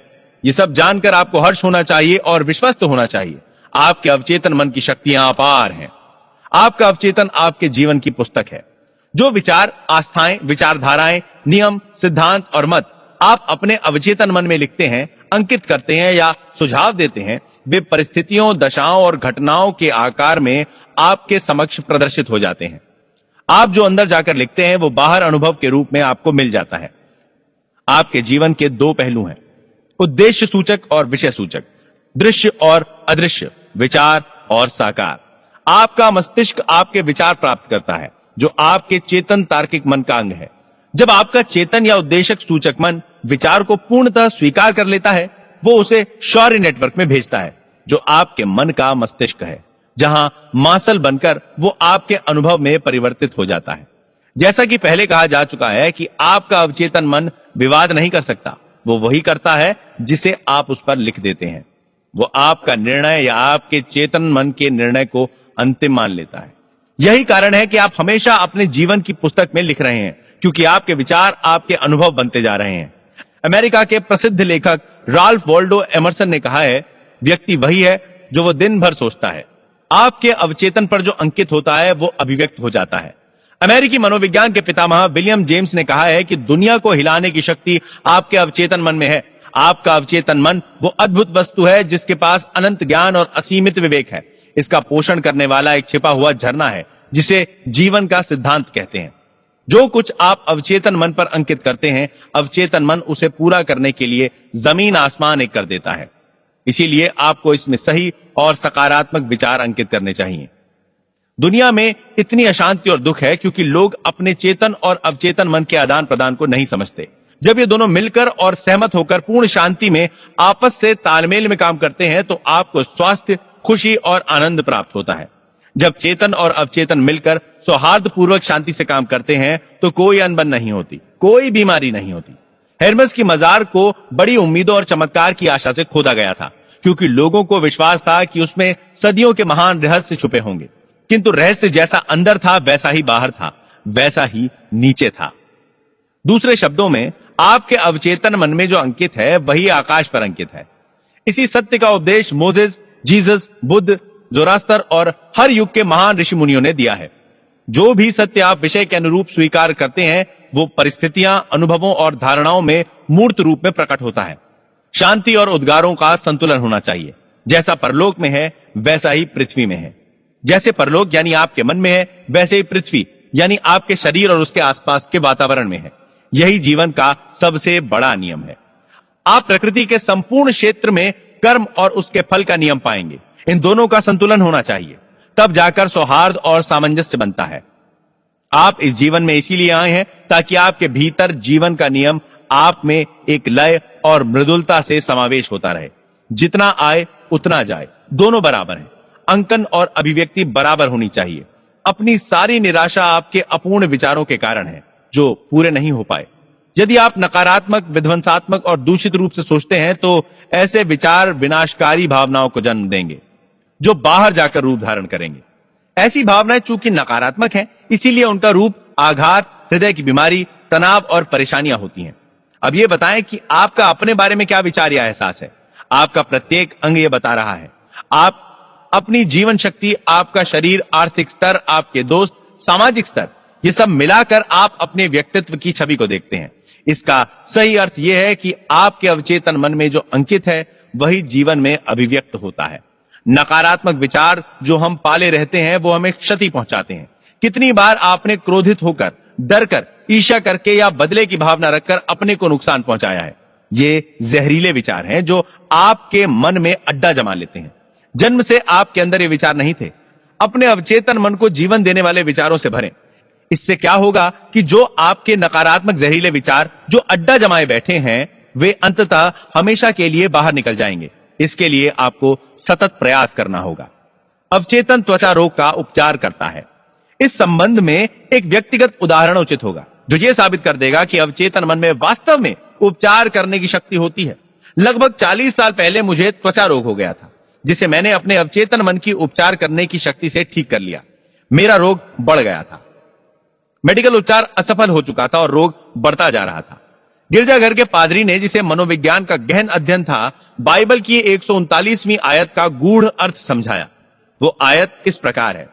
अपनी पुस्तक में मेरे सभी सदस्यों के नाम लिखे हैं जिन्हें आप ही ने बनाया, जबकि पहले यहां कुछ भी नहीं था। उसने इस आयत की व्याख्या करते हुए बताया कि यहां पुस्तक का अर्थ मेरा अवचेतन मन है, जिसने शरीर के सभी अंगों को अदृश्य कोशिका से बनाया और गढ़ा है। उसने यह भी बताया कि जैसे अवचेतन मन ने मेरे शरीर के अंगों को बनाया, वैसे ही वो उपलब्ध प्रक्रिया से दोबारा उन्हें गढ़कर उपचार भी कर सकता है। उस पादरी ने मुझे अपनी घड़ी दिखाते हुए कहा, इसको बनाने वाला कोई था और उस घड़ी का निर्माता को इसे बनाने से पहले विचार आया होगा, जिससे उसने एक आकार के रूप में इसे निर्मित किया। यदि ये घड़ी खराब हो जाए तो घड़ी साज इसे ठीक करके बना सकता है। मेरे उस मित्र ने मुझे याद दिलाया कि अवचेतन ज्ञान जिसने मेरे शरीर की रचना की है, घड़ी साज की तरह है और सही रूप से जानता है कि उसे कैसे ठीक करके वापस उसी रूप में लाया जाए, और वो इस दिशा में शरीर की महत्वपूर्ण प्रक्रियाओं एवं कार्यों को काम पर लगा सकता है। किंतु इसके लिए मुझे स्वस्थ होने का विचार उसे प्रेषित करना होगा। मैंने बहुत साधारण तरीके से प्रार्थना की। मेरे शरीर और उसके अंगों की रचना मेरे अवचेतन मन के अनंत ज्ञान ने की है। उसके विवेक ने मेरे सभी अंगों, कोशिकाओं, मांसपेशियों और हड्डियों को आकार दिया है। मेरे भीतर जो अनंत उपचार प्रक्रिया है वो अब मेरे शरीर की प्रत्येक कोशिका का उपचार कर मुझे पूर्णतः स्वस्थ बना रही है। मैं उपचार के लिए धन्यवाद देता हूं। मेरे अंदर के इस ज्ञान के कार्य सचमुच में आश्चर्यजनक हैं। मैंने ये प्रार्थना 5 मिनट में मुंह से बोलकर दिन में 2-3 बार दोहराई। लगभग 3 महीने में मेरा त्वचा रोग दूर हो गया और इस प्रकार मैं पूर्ण रूप से स्वस्थ हो गया। आपने देखा होगा कि मैंने केवल अपने अवचेतन मन को जीवन देने वाले के तरीके दिए।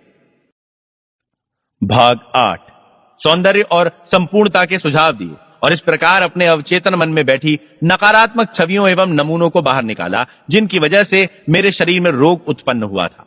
कोई भी व्याधि आपके शरीर में प्रवेश नहीं कर सकती जब तक कि वो पहले मन में न प्रवेश करे, और जैसे ही आप सकारात्मक विचारों के जरिए उसे डुबोकर नष्ट करते हैं, आपका मन बदलने लगता है और आपका शरीर उसी के अनुकूल बनने लगता है।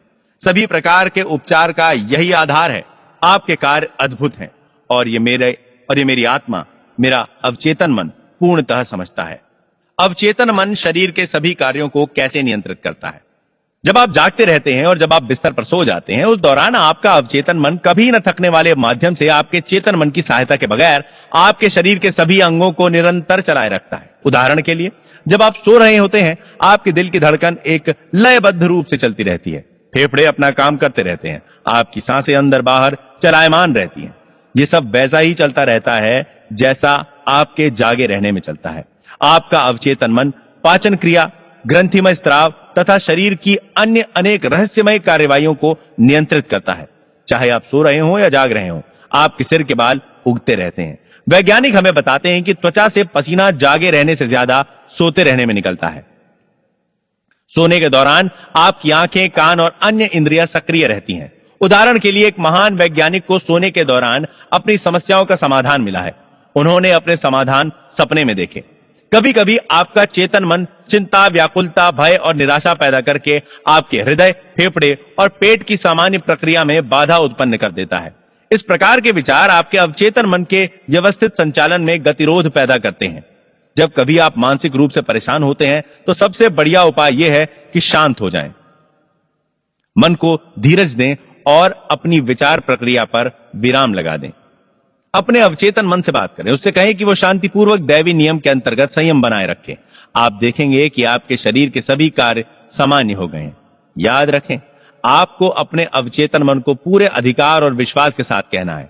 आप देखेंगे कि वह तुरंत आपके आदेश का पालन करेगा।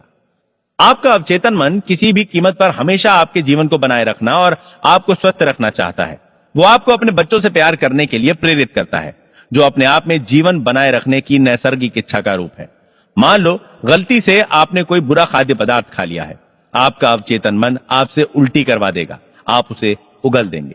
यदि आपने भूल से जहर खा लिया तो आपका अवचेतन मन उसे बेअसर करने की प्रक्रिया में लग जाएगा। यदि आप उसकी चमत्कारी शक्तियों के भरोसे अपने आप को पूरी तरह छोड़ देंगे तो आप पूरी तरह से स्वस्थ बन जाएंगे। पहली बात यह समझ लेनी है कि आपका अवचेतन मन हमेशा काम कर रहा है। वो दिन रात सक्रिय है, चाहे आप उसके अनुरूप काम करें या ना करें। आपका अवचेतन मन आपके शरीर का निर्माता है, किंतु आप इसका एहसास नहीं कर पाते क्योंकि उसकी कार्यप्रणाली बहुत ही शांतिपूर्ण और बेआवाज है। आपका कामकाज हरदम चेतन मन से रहता है, अब चेतन मन से नहीं। आपको केवल यह करना है कि अपने चेतन मन को जीवन की अच्छी बातों में व्यस्त रखें और निश्चित करें कि आपके रोजमर्रा के विचारों का आधार सुंदर हो, सत्य हो, न्यायोचित हो और सद्गुणों से संपन्न हो। अब जबकि आप हृदय से जान गए हैं कि आपका अवचेतन आपके रोजमर्रा के विचारों के अनुकूल अभिव्यक्त करता है, पुनर्निर्माण कर प्रदर्शित करता है, तो आज ही से अपने चेतन मन को अपने नियंत्रण में रखना सीखें। याद रखें, जैसे पानी पाइप में जाकर उसका आकार लेकर बहने लगता है, ठीक उसी प्रकार जीवन का नियम भी आपके अंदर आपके विचारों की प्रवृत्तियों के अनुरूप बहता है। मन में विश्वास जमा लें कि आपके अवचेतन की उपचार प्रक्रिया का आपके अंदर प्रवाह हो रहा है और चारों ओर सौंदर्य, स्वास्थ्य, शक्ति, आनंद एवं खुशहाली का साम्राज्य है। इस भावना को सजग रखकर उसे अपना प्रिय साथी बनाएं। विश्वास करें कि यह जीवन धारा आपके भीतर निरंतर बह रही है, स्फूर्ति दे रही है, आपको समृद्ध कर रही है। उसकी प्रतिक्रिया ठीक ऐसी ही होगी, आपके विश्वास के अनुकूल होगी। एक बहुत ही प्रसिद्ध उदाहरण है जिसका उल्लेख फ्रांस के चिकित्सा विभाग के संग्रहालय के रिकॉर्ड में भी किया गया है। फ्रांस की मैडम बायर का है। वे नेत्रहीन थी, उनकी आंखों की नसें क्षतिग्रस्त होकर मृत हो गई थी। वो इलाज के लिए लॉर्ड्स के चिकित्सा अस्पताल में भर्ती हुई और उन्हीं के शब्दों में चमत्कार उपचार हुआ। एक प्रोटेस्टेंट युवा महिला रूथ क्रैंस्टन ने उस केस की छानबीन करके मैकाल्स नामक पत्रिका के नवंबर 1955 के अंक में लिखा कि लॉर्ड्स में आश्चर्यजनक रूप से उनकी आंखों की दृष्टि वापस आ गई, जबकि आंखों की नसें मृत और बेकार बनी रहीं, जैसा कि अनेक डॉक्टरों ने बार बार परीक्षण करने के बाद यह प्रमाणित किया। एक महीने बाद दोबारा परीक्षण में पाया गया कि उनकी देखने की शक्ति सामान्य हो गई है, किंतु पहले जैसा कि मेडिकल परीक्षण में बताया गया था, वे मृत आंखों से देख रही थीं। मैं भी अनेक बार लॉर्ड्स गया हूं और मैंने भी इस प्रकार के उपचार देखे हैं तथा यह तय है, जैसा कि हम अगले अध्याय में व्याख्या करेंगे, कि इसमें संदेह नहीं कि ऐसे चमत्कार उपचार की घटनाएं दुनिया के लगभग सभी धर्मों के तीर्थ स्थलों में होती हैं। जैसा कि हमने कहा कि तीर्थ स्थल के किसी पवित्र जल से मैडम बायर का उपचार नहीं हुआ, बल्कि उनके अपने अवचेतन मन ने उनकी आंखों की रोशनी लौटाई, जिसको मन की आत्मा ने चमत्कारी शक्ति प्रदान की। उनके अवचेतन मन के उपचार तंत्र ने उनके विचारों की प्रवृत्ति की प्रतिक्रिया स्वरूप कार्य किया। अवचेतन मन में आस्था एक विचार है। इसका अर्थ है वो स्वीकार करो जो सत्य है। विचार स्वीकृत होने पर स्वतः कर्मशील हो जाता है। इसमें संदेह नहीं है कि मैडम बायर उस तीर्थ स्थल में पूरी आशा और आस्था के साथ ये विश्वास लिए गई थी कि उनकी आंखों का उपचार होगा। उनके अवचेतन मन ने उसी के अनुकूल प्रतिक्रिया स्वरूप उपचार तंत्र को जागृत कर दिया। अवचेतन मन जिसने आंख की रचना की है, वो मृत नस को पुनर्जीवित कर सकता है। जो रचना रचनात्मक सिद्धांत करता है वो भी कर सकता है, अपनी आस्था के अनुकूल ही आपको मिलता है। दक्षिण अफ्रीका स्थित जोहानिसबर्ग में एक प्रोटेस्टेंट पादरी ने मुझे बताया कि पूर्ण स्वास्थ्य का विचार उन्होंने अपने अवचेतन मन को किस तरह से पहुंचाया। उनके फेफड़ों में कैंसर था। उनका तरीका, जैसा कि उन्होंने अपने हाथ से लिख कर दिया, वो इस प्रकार था। मेरे पैर आराम में हैं, मेरे टखने आराम में हैं, मेरे पांव आराम में हैं, मेरे पेट की मांसपेशियां आराम में हैं, मेरा हृदय और फेफड़े आराम में हैं, मेरा सिर आराम में है, मेरा पूरा शरीर आराम में है। लगभग 5 मिनट में मैं सोने की तंद्रा में होऊंगा। और तब मैंने निम्नलिखित सत्य की प्रतिज्ञा की, ईश्वर की महानता अब मेरे जरिए अभिव्यक्त हो रही है। पूर्ण स्वास्थ्य का विचार अब मेरे अवचेतन मन में भरता जा रहा है। ईश्वर के समक्ष मेरी जो छवि है वो पूर्ण छवि है, और मेरा अवचेतन मन मेरी छवि ठीक वैसी प्रदर्शित कर रहा है जो ईश्वर के मन में है। उन पादरी में आश्चर्यजनक परिवर्तन हुआ, वो ठीक हो गए। यह एक आसान और साधारण तरीका है जिसकी मदद से पूर्ण स्वास्थ्य का विचार आपके अवचेतन मन में पहुंचाया जा सकता है।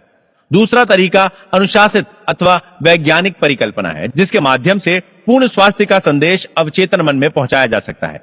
मैंने एक व्यक्ति जो लकवे से पीड़ित था से कहा कि वो अपने मन में स्पष्ट कल्पना करे कि वो अपने कार्यालय में चारों ओर चल रहा है, मेज को हाथ लगाता है, टेलीफोन उठाकर फोन पर बात करता है, और वो सब काम करता है जो ठीक हो जाने के बाद करेगा। मैंने उसे स्पष्ट रूप से समझाया कि यह विचार और पूर्ण स्वस्थ होने का उसका मानसिक विचार अवचेतन मन की ओर से स्वीकार कर लिया जाएगा। उसने अपनी भूमिका दक्षता से निभाई और एहसास किया कि वह दोबारा अपने कार्यालय में पहुंच गया है। उसे मालूम था कि वो अपने अवचेतन मन को एक निश्चित काम सौंप रहा है जिस पर वो काम करेगा। उसके अवचेतन मन में वो फिल्म थी जिस पर यह चित्र अंकित था। कई सप्ताह के इस मानसिक चित्र को मन में बार बार बैठाने के बाद एक दिन पूर्व नियोजित योजना के तहत टेलीफोन की घंटी बजी और बार बार बजती रही, जबकि उसकी पत्नी और नर्स दोनों बाहर गई थीं। टेलीफोन करीब 12 फीट दूर रखा हुआ था, फिर भी वो उसका उत्तर देने में सफल हो गया और तभी से वो ठीक हो गया। उसके अवचेतन मन की उपचार शक्ति ने उसकी मानसिक कल्पना को प्रतिक्रिया स्वरूप स्वीकार कर लिया और उपचार की प्रक्रिया आरंभ हो गई। उस व्यक्ति में मानसिक बाधा उत्पन्न हो गई थी जिसकी वजह से मस्तिष्क के आवेग उसके पैर तक नहीं जा पा रहे थे, इसीलिए वो कहता कि वो चल नहीं सकता। जब उसने ध्यान हटाकर अपने में मौजूद उपचार तंत्र पर लगाया तो उसमें केंद्रित ध्यान के जरिए शक्ति का संचार हुआ, जिसकी वजह से वो दोबारा चल पाया। विश्वास के साथ आप जो भी प्रार्थना में मांगोगे आपको मिल जाएगा। आपका अवचेतन मन आपके शरीर की प्रमुख प्रक्रियाओं को नियंत्रित करता है और सभी समस्याओं का समाधान करता है। सोने से पहले अपने अवचेतन मन को एक विशिष्ट मांग प्रेषित करें और उसकी जादुई शक्ति को अपने काम में लाएं। जो कुछ आप अपने अवचेतन मन पर अंकित कर रहे हैं वो आकाश के पटल पर परिस्थितियों, अनुभवों और घटनाओं के रूप में अभिव्यक्त हो जाता है। इसीलिए आपको अपने चेतन मन के सभी विचारों और धारणाओं पर सावधानी से नजर रखनी चाहिए। क्रिया और उसकी प्रतिक्रिया का सिद्धांत सर्वव्यापी है। आपका विचार क्रिया है और अवचेतन मन की स्वाभाविक प्रतिक्रिया आपके विचार की प्रतिक्रिया है। सभी प्रकार की निराशा का कारण अपूर्ण इच्छाएं होती हैं। यदि आप अड़चनों, विलंब और परेशानियों में फंसे रहेंगे तो आपका अवचेतन मन भी उसी के अनुकूल रहेगा और इस प्रकार आप अपना ही नुकसान कर रहे हैं। जीवन का नियम आपके माध्यम से पूर्ण लय और एक रूपता के साथ प्रवाहित होगा। यदि आप विश्वास के साथ यह प्रतिज्ञा करें, मेरा विश्वास है कि अवचेतन मन जिसने मुझे यह इच्छा दी है वो अब मेरे माध्यम से उसे पूरी कर रहा है, ये सभी बाधाओं का अंत करेगा। चिंता, व्याकुलता और भय आपके हृदय, फेफड़ों और अन्य अंगों की सामान्य गति में अवरोध पैदा करते हैं। अपने अवचेतन मन को यदि प्रेम, सौहार्द, स्वास्थ्य और शांति का संदेश देंगे तो आपके शरीर के सभी अवयव दोबारा सामान्य हो जाएंगे। आपके चेतन मन को सर्वोत्तम आशाओं से व्यस्त रखें और आपका अवचेतन आपके रोजमर्रा के विचारों को पूरी वफादारी से पुनः प्रस्तुत करेगा। हमेशा मंगलमय अंत की या अपनी समस्या के समाधान की कल्पना करें और पूर्णता के रोमांच का एहसास करें। और आप जो कल्पना करते हैं या महसूस करते हैं वो आपका मन स्वीकार करेगा और उसका परिणाम देगा। भाग 9, प्राचीन युग में मानसिक उपचार। सदियों से सभी देशों के लोगों में शायद अंतः प्रेरणा से या नैसर्गिक रूप से यह समानता रही है कि मानव शरीर में ही एक उपचार तंत्र है जो मानव शरीर के सामान्य कार्यों और संवेदनाओं को पुनर्जीवित कर देने की शक्ति रखता है। उनका विश्वास था कि इस विलक्षण शक्ति को किसी खास परिस्थिति में उद्बोधित किया जा सकता है और इससे मानवीय कष्टों का निराकरण हो जाएगा। सभी देशों के इतिहास इस बात की गवाही देते हैं। प्राचीन काल में सभी देशों में मानव पर शुभ और अशुभ प्रभाव डालने तथा रोगी के उपचार करने जैसी गोपनीय शक्तियां संतों, महात्माओं एवं पुजारियों जैसे धार्मिक ज्ञानी जनों के पास हुआ करती थीं। यह माना जाता है कि उपचार करने की शक्ति उन्हें ईश्वर से प्राप्त होती है और उपचार के तरीके अलग-अलग हुआ करते थे। उपचार के तरीकों में धार्मिक समारोह भी शामिल थे, जिनमें लोगों की आस्था थी कि ऐसे समारोहों में ईश्वर की उपस्थिति भी होती है, जैसे हाथों को छूना, तावीज देना, अंगूठी या लॉकेट पहनना आदि। उदाहरण के लिए प्रागैतिहासिक काल में धर्मों में प्राचीन मंदिरों में पुरोहित रोगियों को दवा देते और रोगियों को सोने से पहले सम्मोहन निद्रा में सुझाव देते थे कि आपके पास ईश्वर आएगा और आपको ठीक कर देगा। उससे अनेक लोगों का उपचार हुआ। यह वास्तव में अवचेतन मन का ही प्रताप था जिसे सुझाव दिए गए थे। प्रागैतिहासिक ग्रीक देवी हेकेट के उपासकों को निद्रा में उसके दर्शनों के लिए अनेक तंत्र मंत्र के विधानों से गुजरना पड़ता था। तब कहीं जाकर वो नींद में दर्शन देती थी और रोग के उपचार की दवा बताती थी।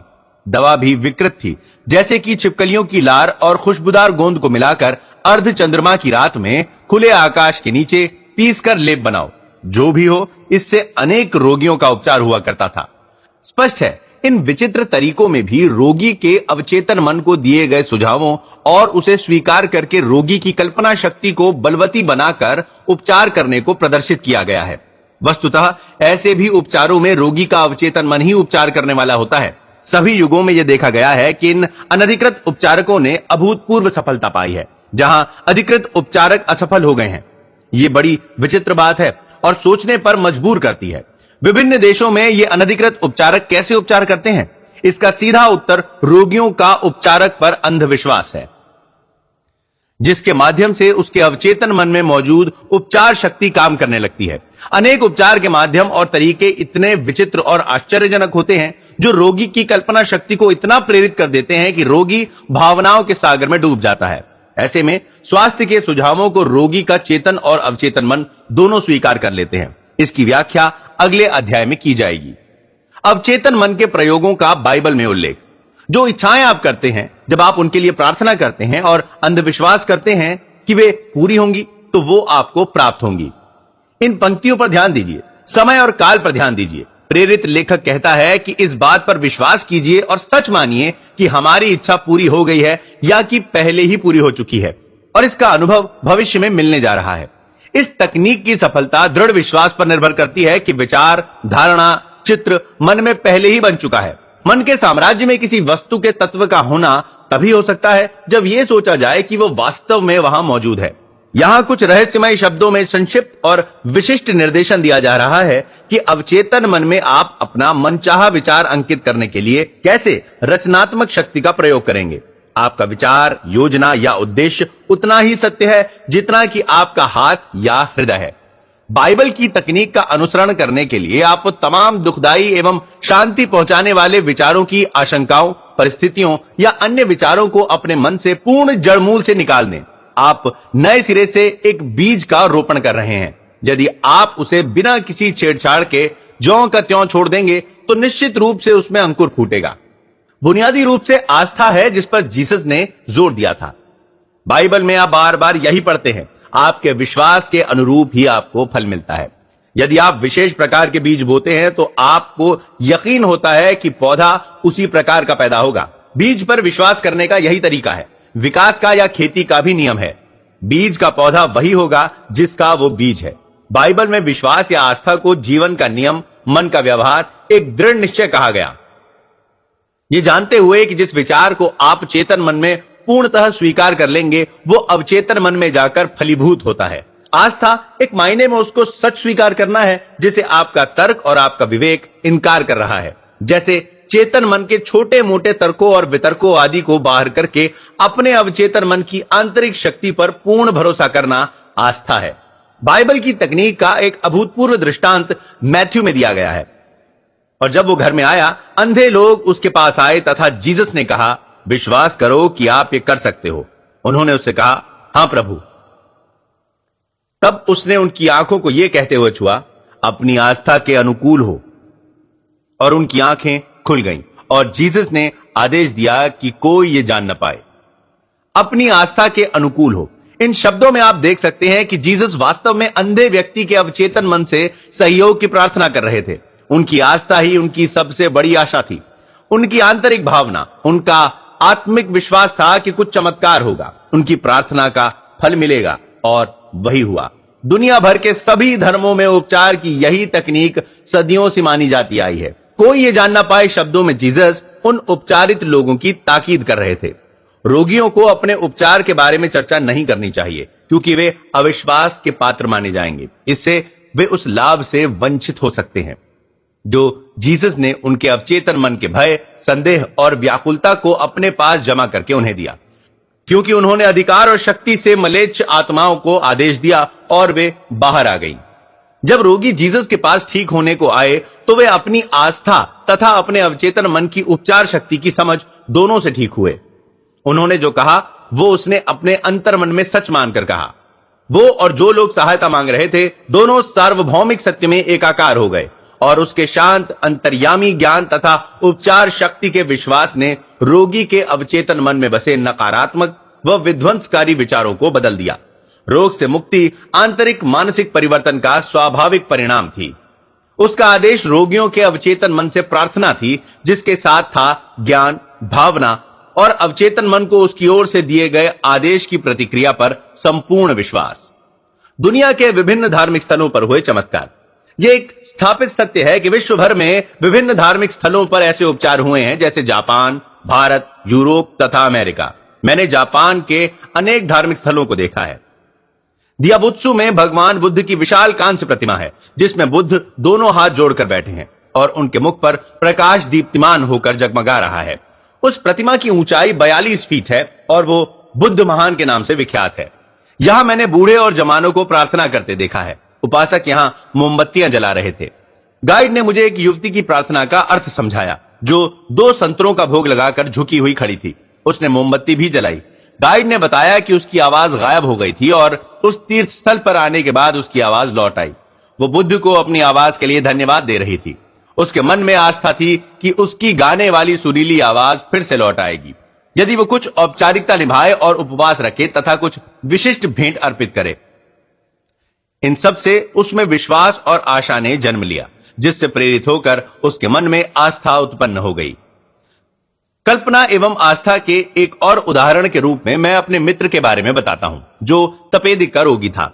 उसके फेफड़े क्षतिग्रस्त हो चुके थे। उसके पुत्र ने उसका उपचार करने का निर्णय लिया। वो अपने पिता के साथ पर्थ, ऑस्ट्रेलिया गया। वहां उसने अपने पिता को बताया कि उसे एक संत मिला है जो अभी अभी यूरोप के उपचार की मन्नत वाले तीर्थ स्थल से होकर आया है। संत ने उसे एक असली क्रॉस दिया है। उसने बताया कि उसने क्रॉस के लिए उस संत को $500 दिए हैं। वास्तव में उस युवक ने राह चलते लकड़ी का एक टुकड़ा उठा लिया था, जिसे उसने सुनार को देकर अंगूठी के आकार का एक रिंग बनवा लिया, जो देखने में सचमुच की अंगूठी लगती थी। उसने अपने पिता को बताया कि इसको सिर्फ छूने से अनेक लोगों की बीमारी दूर हो गई है। उसने उस अंगूठी का इतना गुणगान किया कि उसके पिता की काल्पनिक शक्ति इतनी प्रेरित हो गई कि उनसे रहा नहीं गया, और उस अंगूठी को उसने अपने पुत्र के हाथ से छीन लिया और अंगूठी को अपने सीने से लगाकर शांत होकर प्रार्थना में लीन हो गया तथा अंततः गहरी निद्रा में सो गया। सुबह उठा तो उसका तपेदिक रोग गायब था। वो स्वस्थ हो गया। उसने सभी तरह के टेस्ट करवाए। पता चला कि सभी टेस्ट नेगेटिव हैं, अर्थात वो तपेदिक के रोग से मुक्त हो गया है।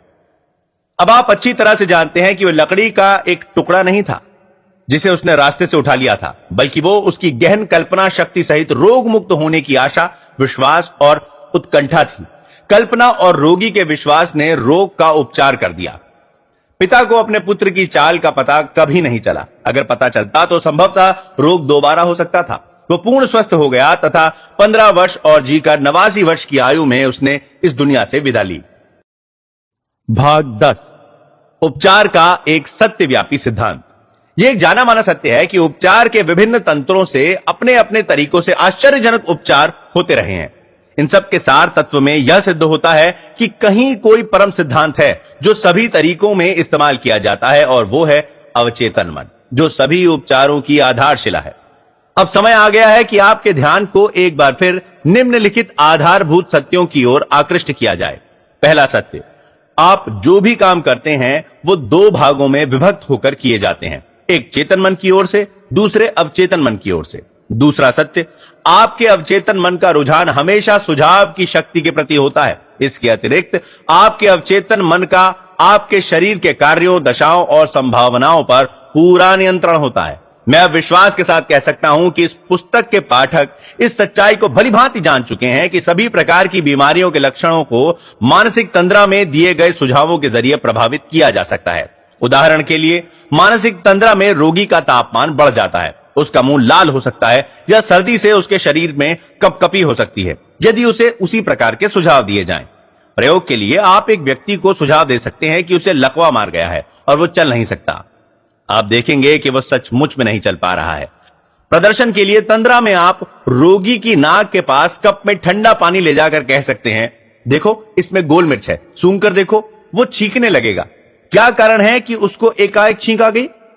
यदि एक व्यक्ति कहता है कि उसे धनिया की पत्तियों से एलर्जी है, तो आप उसके सामने हरी घास उसकी नाक के सामने रखो जब वो तंद्रा में हो और कहो कि ये धनिया की पत्तियां हैं। वो तुरंत उसको सूंघकर नाक भौं सिकोड़ेगा और अपनी अनिच्छा दिखाएगा। यह सिद्ध करता है कि रोग का कारण मन में है। रोग का उपचार भी मानसिक रूप से किया जा सकता है। आपको मालूम है कि ऑस्टियोपैथी, कियोप्रैक्टिक मेडिसिन और नेचुरोपैथी के अतिरिक्त दुनिया की विभिन्न धार्मिक संस्थाओं की ओर से अभूतपूर्व उपचार किए जाते हैं। लेकिन अक्षुण्ण सत्य यह है कि ये सभी उपचार अवचेतन मन के माध्यम से ही किए जाते हैं, जो एकमात्र उपचारक है। गौर करें, शेव करते समय आपके मुंह पर एक छोटा सा कट लग जाता है। कैसे आपका अवचेतन मन उसे ठीक कर देता है। एक डॉक्टर घाव पर मरहम पट्टी करता है और कहता है नेचर ठीक कर देगा। नेचर मायने प्रकृति, प्रकृति का नियम, अवचेतन मन का नियम, या इसे अपनी इच्छा शक्ति कह लो, जो घूम फिरकर वहीं अवचेतन मन पर पहुंचती है। अपने को सुरक्षित रखने की इच्छा शक्ति प्रकृति का पहला सिद्धांत है। आपके सर्वाधिक शक्तिशाली अंतर्मन की भावना ही अपनी स्वप्रेरणा है, इच्छा शक्ति है। विभिन्न सिद्धांतों में अंतर। विश्व भर में विभिन्न धार्मिक पंथों की प्रार्थना उपचार संस्थाएं जो अलग अलग सिद्धांत प्रतिपादित करती हैं, उन पर बड़े पैमाने पर लंबी चौड़ी चर्चा करना बहुत उबाऊ और व्यर्थ होगा। इससे भी ज्यादा संख्या उन प्रतिष्ठानों की है जो यह दावा करते हैं कि चूंकि उनके सिद्धांत परिणाम देते हैं, इसीलिए वे ही सही हैं। लेकिन जैसा कि इस अध्ययन में वर्णन किया गया है, वे सही नहीं कहे जा सकते। आप यही भली प्रकार जानते हैं कि उपचार के अनेक तरीके या तकनीकें हैं। प्रसिद्ध ऑस्ट्रियन फिजिशियन फ्रेंच एंटन मेस्बर, जो पेरिस में प्रैक्टिस करते थे, ने खोज की कि वे रोगी के शरीर में मैग्नेट का प्रयोग करके चमत्कारी उपचार कर सकते हैं। उन्होंने उपचार करने के लिए अनेक प्रकार के शीशे और धातुओं का प्रयोग किया। बाद में चलकर उन्होंने इस तकनीक को बदलकर दावा किया कि उनके उपचार पशु जनित मैग्नेटिज्म से हो रहे थे और कहा कि ये तत्व उपचार के माध्यम से सीधे रोगी में जा रहे थे। उसके बाद उनका उपचार माध्यम हिप्नोटिज्म हो गया, जिसे उस जमाने में सम्मोहन के नाम से जाना जाता था। दूसरे डॉक्टरों ने कहा कि उनके तमाम उपचार और कुछ नहीं, केवल सुझाव प्रक्रिया हैं। ये सभी समूह, जिनमें मनोचिकित्सक, मनोवैज्ञानिक, कीरोप्रैक्टर्स, फिजिशियंस तथा सभी चर्च आदि, केवल एक सार्वभौमिक शक्ति केंद्र हैं जो मनुष्य के अवचेतन मन में वास करते हैं। उपचार की सभी प्रक्रियाएं निश्चित सकारात्मक मानसिक या आंतरिक व्यवहार अथवा विचार हैं, जिसे आस्था कहा जाता है। उपचार का केंद्र बिंदु विश्वस्त आशा है, जो शक्तिशाली सुझाव का रूप धारण कर तथा अवचेतन मन को प्रभावित कर उपचार शक्ति का निर्गम करवाती है। उपचार के लिए कोई अलग से शक्ति का प्रयोग नहीं किया जाता। यह सही है कि उपचार करने की प्रक्रिया अलग हो सकती है, किंतु उपचार शक्ति केवल आपका अवचेतन मन है। आप चाहे कोई सिद्धांत या प्रक्रिया चुन लें, किंतु यह जान लें कि आपकी उस पर आस्था है तो आप रोग मुक्त हो जाएंगे।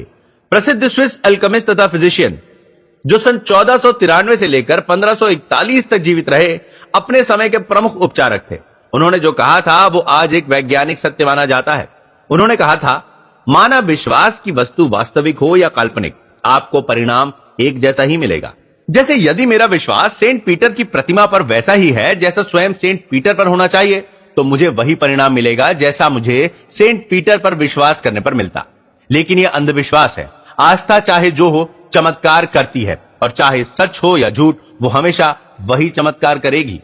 पार्सेल्स की विचारधारा का समर्थन 16वीं शताब्दी में इटालियन दार्शनिक पेट्रो पोम्पोनाजी ने भी किया, जिसने कहा कि विश्वास और कल्पना मिलकर जो अभूतपूर्व परिणाम दिलाते हैं, उनकी कल्पना हम बहुत ही सजग रूप से कर सकते हैं, विशेष रूप से उस समय जबकि रोगी और उपचारक दोनों के बीच उन गुणों के आदान प्रदान का एक सेतु बन जाता है। किसी स्मृति चिन्ह या अवशेष के प्रभाव से उपचार की घटनाएं होती हैं। दरअसल इस पृष्ठभूमि में भी कल्पना और विश्वास होता है। नीम हकीम व डॉक्टरों से लेकर मनोवैज्ञानिक तक सब जानते हैं कि यदि संत की हड्डियों के स्थान पर कोई भी कंकाल रख दिया जाए और अगर रोगी को उस पर आस्था है तो उसे वही परिणाम मिलेंगे जो संत से मिलते हैं। इस प्रकार यदि आपको विश्वास है कि आपका उपचार संत की हड्डियों से होगा या आप किसी पवित्र जल की उपचार शक्तियों पर विश्वास रखते हैं तो आपको परिणाम मिलेगा, क्योंकि आपके अवचेतन मन को शक्तिशाली सुझाव दिया गया है। उपचार का केंद्र बिंदु अवचेतन मन ही है। बर्नहेम के प्रयोग। फ्रांस के मेडिसिन के प्रोफेसर हिलोलाइट बर्नहेम ने इस सिद्धांत को विस्तार से समझाते हुए कहा कि डॉक्टर रोगी को जो सुझाव देता है वो अवचेतन मन के माध्यम से देता है। बर्नहेम अपनी पुस्तक सजेस्टिव थेराप्यूटिक्स के पृष्ठ संख्या 197 में एक व्यक्ति की चर्चा करते हैं जिसकी जीभ में लकवा मार गया था और सभी प्रकार के चिकित्सकीय उपचार व्यर्थ हो गए थे।